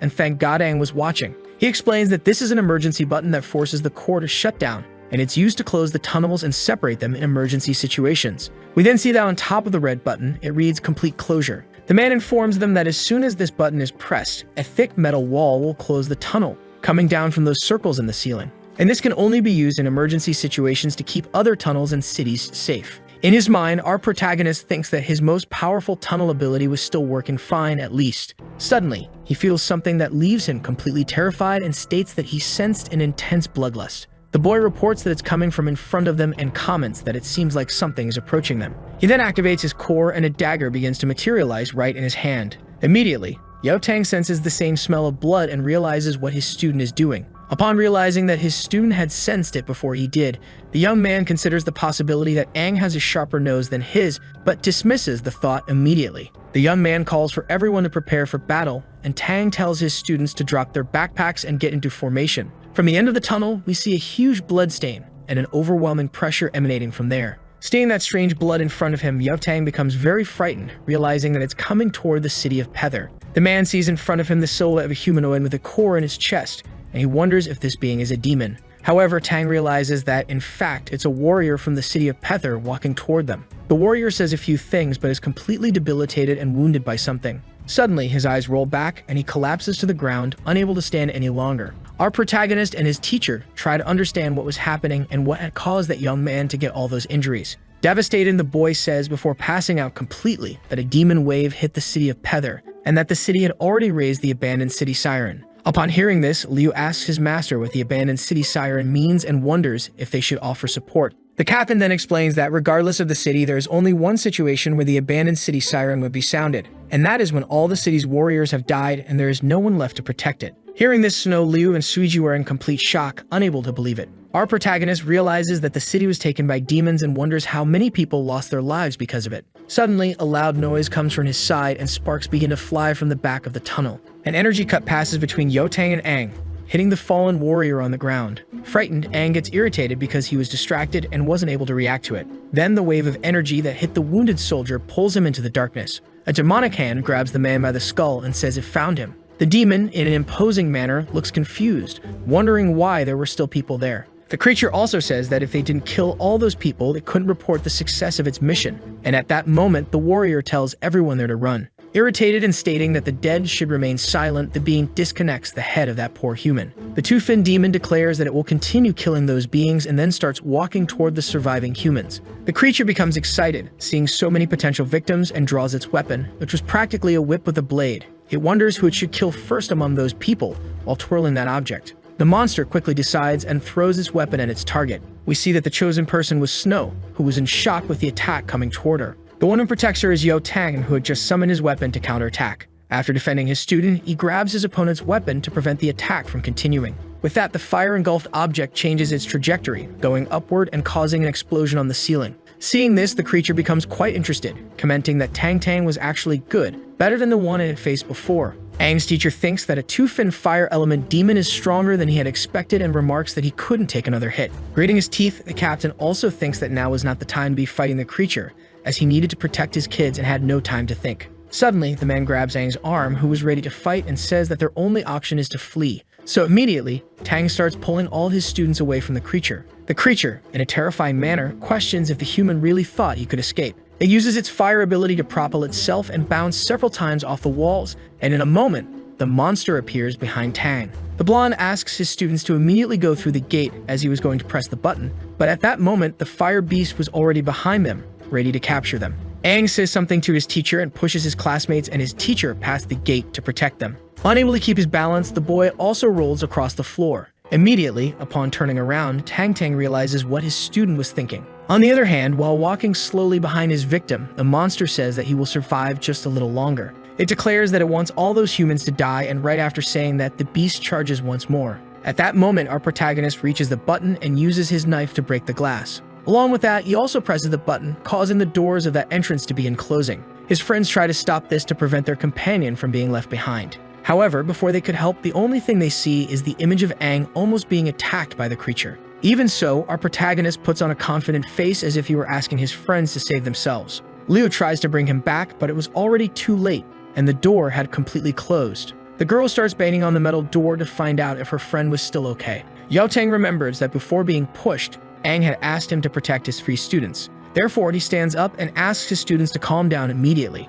He says that Aang created a chance for them to survive, and for that reason, they couldn't let it go to waste, and that it wasn't safe there, so they needed to flee. Snow says that the demon was a two-fin demon, and even for Aang, facing that wouldn't be easy. Suiju agrees and says they couldn't abandon him. Liu joins in and declares that they should break down that metal door and rescue Aang. However, Tang explains that the door was reinforced with a unique material and further strengthened with an alloy of metals, and it could withstand even the attack of a three-fin demon. He also mentions that the door is not easy to break, and even though it was unfortunate, there was nothing they could do. Even so, Snow doesn't give up and says that her teacher should think of something because they had to rescue Aang. The young man then says that even if Joel and Dada were there, it would be difficult to fight that monster. However, while thinking about this, the young man remembers something and states that there is another route they can take. As they run in one direction, Tang explains that these are tunnels that divide, and one of them leads to the Renka city, where they could go to ask for their help. After almost passing the entrance, the young man immediately stops and says they should go that way. He, along with his 3 students, enters the dark tunnel and runs without hesitation. At that moment, the young man affirms to himself that choosing that route means everyone there believes Aang will survive until the reinforcements arrive. Then we go back to the moment when Aang had just pressed the button and the demon beast had tried to attack him. It's possible to see that the boy was not hit by the bite, and instead, he placed his dagger inside the creature's mouth, injuring it. After that, he quickly kicks his opponent, sending it flying along with his weapon. Thus, Aang regains his balance in order to summon all his power. The boy is extremely happy because he could finally use all his strength. Then suddenly, he begins to take on his demonic form. At this moment, the creature is extremely confused, not knowing whether Aang was a human or a demon. Aang responds that he himself didn't know what if the demon had used a bit more strength, he would have had to use that form in front of his comrades, and that would have been bad. However, at that moment, he was curious about the creature's fire element. The monster begins to back away, as that aura was not just from a one-finned demon. It was even more than that. At this point, our protagonist starts using his wood ability, summoning several vines around him. He uses them to send an attack against his opponent. The beast prepares to retaliate and claims that if the boy was a wood-type demon, its fire element was perfect to counterattack. It uses the shield of flames to protect itself from all those vines. Seeing this, Aang stays silent for a moment, as if apprehensive. The monster says it's going to devour the boy and turn him into its source of power. Suddenly, the beast begins to charge a fireball inside its mouth to shoot at its enemy. Without hesitation, it launches its dragon breath to burn Aang. However, with his incredible agility, Aang manages to dodge that attack. And right after, he advances to counterattack his enemy in close combat. The demon steps back, extremely surprised by that action, and says that Aang cannot even touch it, as he would burn if he got too close. Our protagonist steps back a little and uses his demon ability, which was completely engulfed in flames. He appears behind his opponent and immediately uses his water ability to strike it. Imposingly, the young man questions how his opponent could be so sure that he only had the wood element and that this was his way of counterattacking. After its core is captured, the 2-finned demon is completely shocked to see that human had 2 elements. Suddenly, an explosion happens, creating a massive sound there. After that, we see that the only thing left of the demon was its head and core, which were in Aang's hands. After that situation in the tunnel, where the demon appeared, we see several finless demons coming out of there. Our protagonist thinks that those creatures must have been attracted by the noise of the battle, and looking at the fire-imbued core, he wonders what kind of power he will gain. The young man then breaks the core, which releases a huge burst of energy toward the monsters. He begins to absorb the demon's fire while saying that it will become his new power. The fire coming out of his hand goes directly into his core, which starts absorbing it. With that, a transformation begins to take place and something happens to the boy's body. Another horn grows on his head, and after stomping his foot on the ground, several blasts of fire shoot out in all directions. The boy declares that it was splendid and that he could feel that flame burning inside his body. We then see that the evolution of his 2-finned demonic form was complete. The creatures, however, are not intimidated, and many of those finless demons rush toward Aang. He begins to mimic the power he saw his enemy use, and thus a fiery energy appears in his mouth. Aang unleashes that dragon breath, which in an instant incinerates several of the mindless demons. After burning all those creatures, the young man walks calmly in the direction from where the creatures had come. Meanwhile, he calls those creatures cursed and says he will use their screams to console the fallen soldiers that all the demons killed. Amidst the slaughter, the boy walks normally as if nothing is happening. After some time, a hatch on the ground surrounded by debris comes into view. The hatch is quickly blown open, flying upward and revealing an entrance. Returning to the surface, our protagonist emerges still in his demonic form. The boy looks around and sees various victims of the demons. He also sees the city of Pether completely destroyed. The boy can't believe what he's seeing as he witnesses a rank B city completely level to the ground. He thinks that this was a high-rank demon wave as he walks among the many bodies on the ground. The young man even sees the body of a warrior who was taken out by a wood element demon with a single blow. Meanwhile, in his head, the boy thinks that this was the result of a large area effect ability, and that kind of power belonged to a 3-finned demon. In his mind, he recalls that the squad leader mentioned earlier that Pether City had 2 warriors with 3-finned cores, but he wonders where they were. The boy notices a crow flying toward him, and when he looks back, he sees a scene that leaves him completely traumatized. Pierced by a tree, the 2 warriors with 3-finned cores were lifeless. We see that they were completely massacred by some extremely powerful beast. The young man begins to use his wood power, which slowly rises from the ground. The wood roots reach the bodies of the fallen warriors. After bringing them down to the ground, the boy kneels and says they were admirable warriors. Finally, he covers the warriors' eyes, wishing them peace, and says that at least now they will rest. Imagining what might have happened, the boy can only say that this war was extremely terrible. Suddenly, a person appears behind him, a boy with a knife. Calling him a demon, the red-haired boy starts crying and says that based on our protagonist's appearance, he must be a high-ranked demon. The boy also comments that his life was saved by those warriors, and for that reason, he wouldn't let Aang defile their bodies. With this, our protagonist becomes apprehensive as he had revealed his appearance,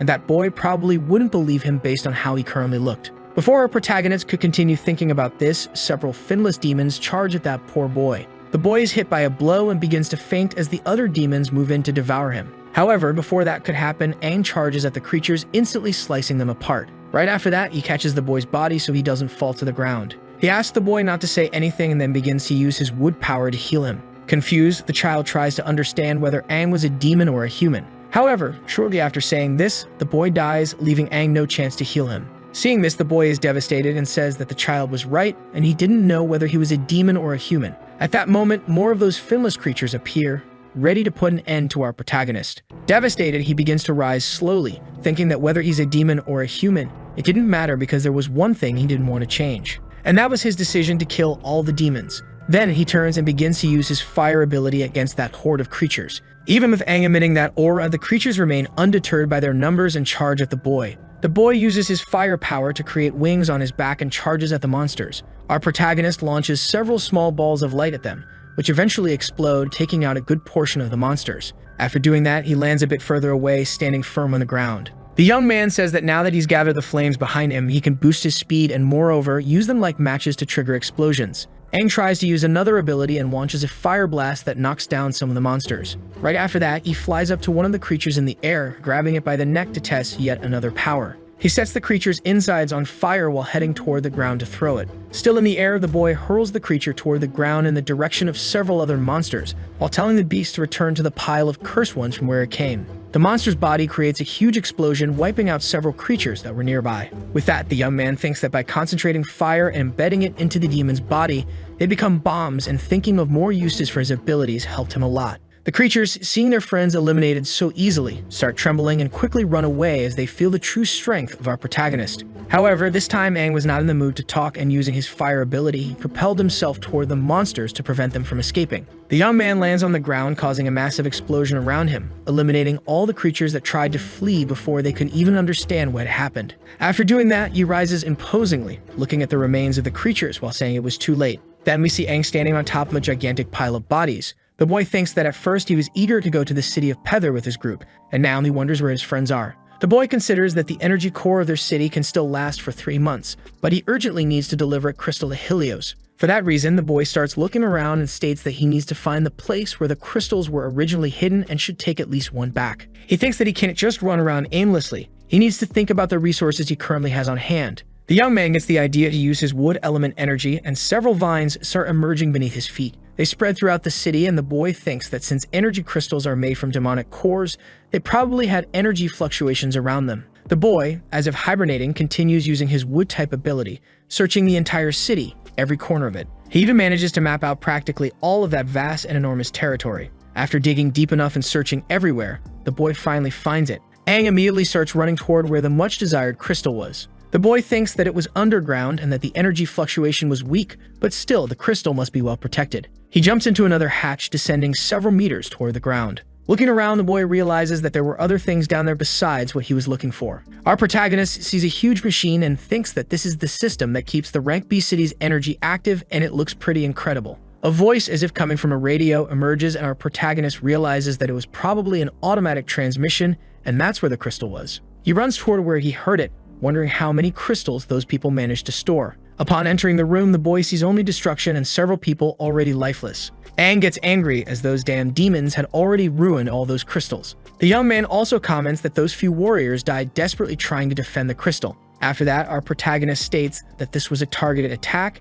and the demons who entered there already had the idea of destroying all the crystals and were being instructed. Finally, Aang comments that it seems like there are no intact energy crystals left, so he needs to go to the military base to find some supplies and equipment and leave. However, frustrated, the boy states that he needs to find some energy crystals before returning, as if his group fails, the city of Helios will be in complete danger. In the end, he sets the goal of finding a new city within 3 months, and then bringing an energy crystal back to his beloved city. In another location at the battle preparation station, we see a completely destroyed door, and beyond it, a room filled with deep darkness. Suddenly, some lights turn on as if from a vehicle. Out of nowhere, someone steps on the accelerator, and the wheels of that mysterious vehicle begin to spin. We then see that it was our protagonist, who was in a high-tech vehicle, leaving that room with some new clothes he picked up there. He speeds toward a new city. Fearless, the boy declares that he will do it without fail, while we see him wearing stylish sunglasses. Finally, heading toward the desert, Aang leaves behind that poor city that had nothing left. After some time, the boy mentions that the desert outside the city has never been explored and that the fog there will worsen once night falls. He also mentions that all these broken buildings were once places full of life, but now they have probably become nests for demons. Looking at the map, the boy remembers that the next city was marked there and should be in that direction. Aang continues moving between the buildings, but we see that among the rubble, someone was hiding. This stranger uses a knife to cut a rope, causing several pieces of wood to fall in front of Aang's vehicle. With extreme agility, the boy manages to swerve to the side, almost crashing into the debris. Though it was close, our protagonist manages to save himself and avoid a hard crash. Confused, the boy wonders what the hell was happening. Looking at the debris, he realizes it was probably a trap, but questions who could have set it up. Suddenly, a person appears on top of the rubble and a female voice can be heard. The unknown person orders Aang not to move and demands to know who he was and which hunter group he belonged to. Seeing this, Aang thinks that what he feared the most had truly happened. He encountered a hunter group. The woman, while pointing her weapon at Aang,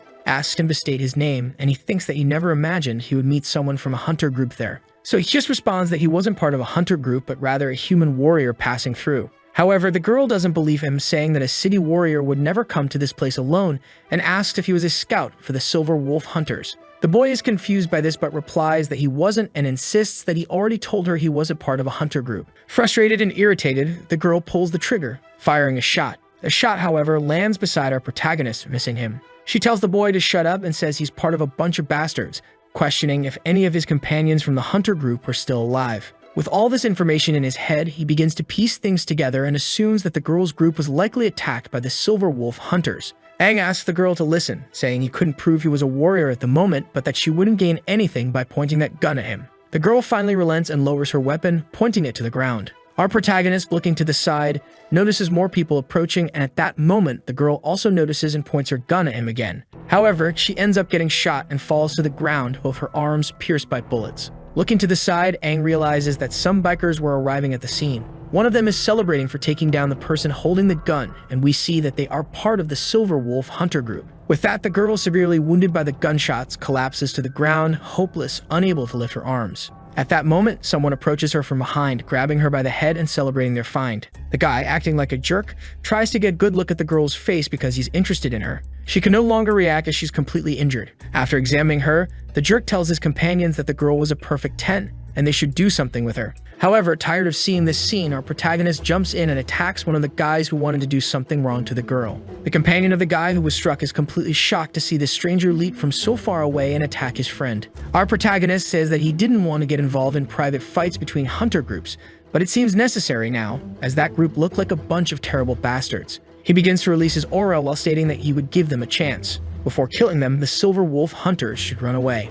However, ignoring the warning, the guide who saw his companions being defeated draws his gun and prepares to shoot. But before he can do anything, our protagonist grabs the gun and crushes it. Imposingly, he remarks that having a gun pointed at him twice in the same day really pissed him off. Frightened, one of the harassers tries to bargain, saying that if Aang left, his group would let the boy live. But unwilling to hear more nonsense, our protagonist uses his wood ability to summon a tree hand and punch the jerk in the stomach. The guy is thrown several meters away, and seeing this power, the girl from before is left in awe. The hunter notices that Aang had a core embedded in his chest, so he questions whether the young man is a demon or a human. Our protagonist, still holding that rifle, completely destroys it as if it were nothing. Finally, he responds that it's none of that person's business because they would die soon anyway. After that, we hear a scream, and a massacre ensues. After some time, we see Aang healing the wounds of the girl who was threatening him earlier. He says the bullets passed through the muscles of her forearm, so he only needed to repair that. The girl, looking back and seeing the people who were attacking her completely defeated, is impressed. Looking at her arms, she's happy that her wounds are really healed and says that Aang has an amazing ability. Sheikah mentions that she heard warriors with 4 fin cores have skills, and these skills trigger special phenomena. With her eyes sparkling and calling Aang incredible, the girl asks if he's a 5-fin warrior. As he stands up, our protagonist thinks that he could clearly feel the strength of the 2-fin demon in his body, but he felt much more powerful than that. He quickly responds that he is just a 2-fin core warrior, and that his abilities are just a little more special. The girl replies that being a warrior of that level is incredible too, and in any case, she wants to thank him for saving her life, to which the boy simply replies that it's fine. He also says that anyway, he needed to go to the nearest city and asks if the girl knows how to get there. The girl, sad and downcast, says she knows but asks if Aang could take her. The young man finds this request strange and responds that they just met and don't even know each other's names, questioning whether the girl really trusts him. The girl begins to explain that the nearest city is Sanwai, a very small rank C city. She informs him that even so, the city was taken over by the Silver Wolves a few days ago. Her group, the Brand Weapon, tried to rescue the city but failed, and all of her companions were captured. They only had one chance to win, but they didn't know that the leader of the Hunter group had recently become a 3-fin core warrior, which greatly increased his strength. She also says that the leader of their group was a 2-fin core warrior, and he couldn't fight against the enemy warrior. She was the only one who managed to escape. Finally, the girl says that if rescuing the city wouldn't interfere with the boy's plans, she was asking if he could help her. In his mind, the boy thinks that in his previous life, despite the Hunter group appearing, they were never capable of doing such ridiculous things to a city. The woman then explains that the reason the Silver Wolf Hunter group wanted this city was because they wanted to take the energy crystal, but she doesn't know why. Upon hearing this, the young man becomes extremely interested, thinking that he couldn't believe a small hunter group dared to take the energy source in a city. Aang asks the girl to take him there and says that any one of the events she just mentioned was enough to make him furious with these hunters. After some time, we find ourselves out of the desert in a valley near the mountains. Our protagonist and the girl from earlier are heading toward the city that was taken over by the hunters, and knowing the way, the girl is guiding Aang. After parking in a spot in the forest to hide the car, the young man thinks that this is one of the cities he had no information about in his previous life. He also tells himself that this is Sanwai City,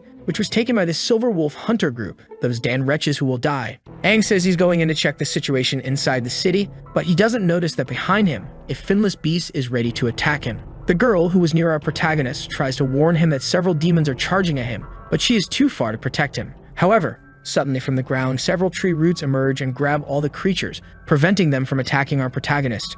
He slams all the monsters into the ground, immobilizing the creatures and stopping them from making any more moves. At that moment, the young man says he won't kill those demons because it will only attract more. And looking at the girl behind him, the young man states that it's time for them to go. The girl, on the other hand, is extremely happy about this, and her eyes begin to shine, impressed by Aang's abilities. The young woman thinks that he was extremely strong, and now she was happy because she had hopes of avenging her companions. Hidden in the middle of the forest and looking at the gate, the boy says that it was strange as he couldn't believe there were no guards protecting that city. At that moment, someone begins to pass through the gate with someone else in their arms as if fleeing. An older man, who seemed to be running with his son, was begging for help until some other humans appeared behind him. These hunters immediately capture him and pin the poor man down, slamming his face into the ground. The girl, who was armed, quickly points her rifle at those bastards, intending to protect that family. However, Aang interrupts her, saying that doing so would reveal their location, so she should stop. From the gate of that fortress, a gigantic hand emerges. The grotesque hand grabs the unconscious father and son and pulls them inside.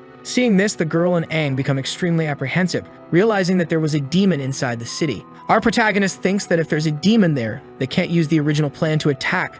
Therefore, the new idea was to save them one by one. In the blink of an eye, Aang simply disappears, leaving the girl extremely confused. Aang immediately knocks out the 2 Silver Wolf hunters who were in front of the gate. The girl runs after him, asking the boy to wait for her. She thinks that Aang managed to take down the Silver Wolf hunters with one strike, and that was incredible. However, looking down, she notices something strange. The 2 hunters had decayed skin, as if they had been dead for a few days. Looking ahead, she also notices that there were several hunters from that group inside the city. However, Aang was passing through all of them and attacking without hesitation. Our protagonist thinks that they are all corpses being controlled by a demon with a special ability, and since that was the case, he no longer had any need to show mercy. In the blink of an eye, the young man ends the lives of all those people. The boy thinks they are probably being controlled by that black thread, the aura connected to the heads of the dead. Aang also states that it seemed like he needed to find the demon based on the auras of those corpses. He then tells the girl that he's going to save the father and son now and take the opportunity to see if there are others alive in the city, and the girl agrees.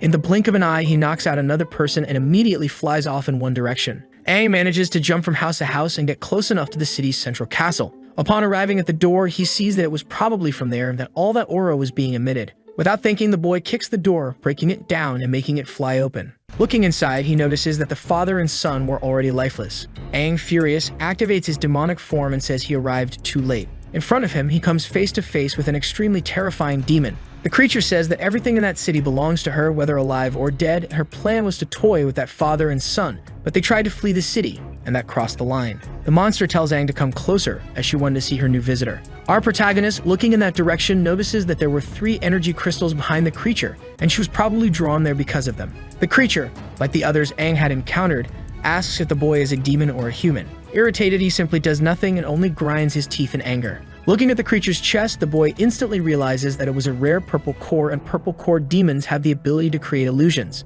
He finally speaks and tells the demon that the group of hunters is probably already dead, as even their leader with a 3-fin core doesn't compare to the demon. Upon hearing this, the creature, for some reason, remembers something. The monster turns around, giving a command, and a figure dashes toward our protagonist. Aang sees the attack coming in the blink of an eye and becomes confused. We then see that the one who made the attack was the 3-fin core warrior, the former leader of the Silver Wolves, who was also already dead. After defending himself from that attack, the young man is thrown several meters away by the power of the strike. Looking back, Aang realizes that in addition to him, there were several hunters from that army ready to attack him. The demon begins to summon all those people, saying that there was a new guest present. Seeing this, our protagonist thinks that not only was the hunter group there, but also all the warriors of that city who were part of the monster's army. Laughing, the creature welcomes Aang to its party, and we see that it was accompanied by several corpses. The entire army standing beside the 3-fin creature charges at Aang to finish him off. In his mind, Aang acknowledges that a 3-fin demon would be too much for him, as he only had 2, and if this demon were a normal one, he might have faced a bigger problem.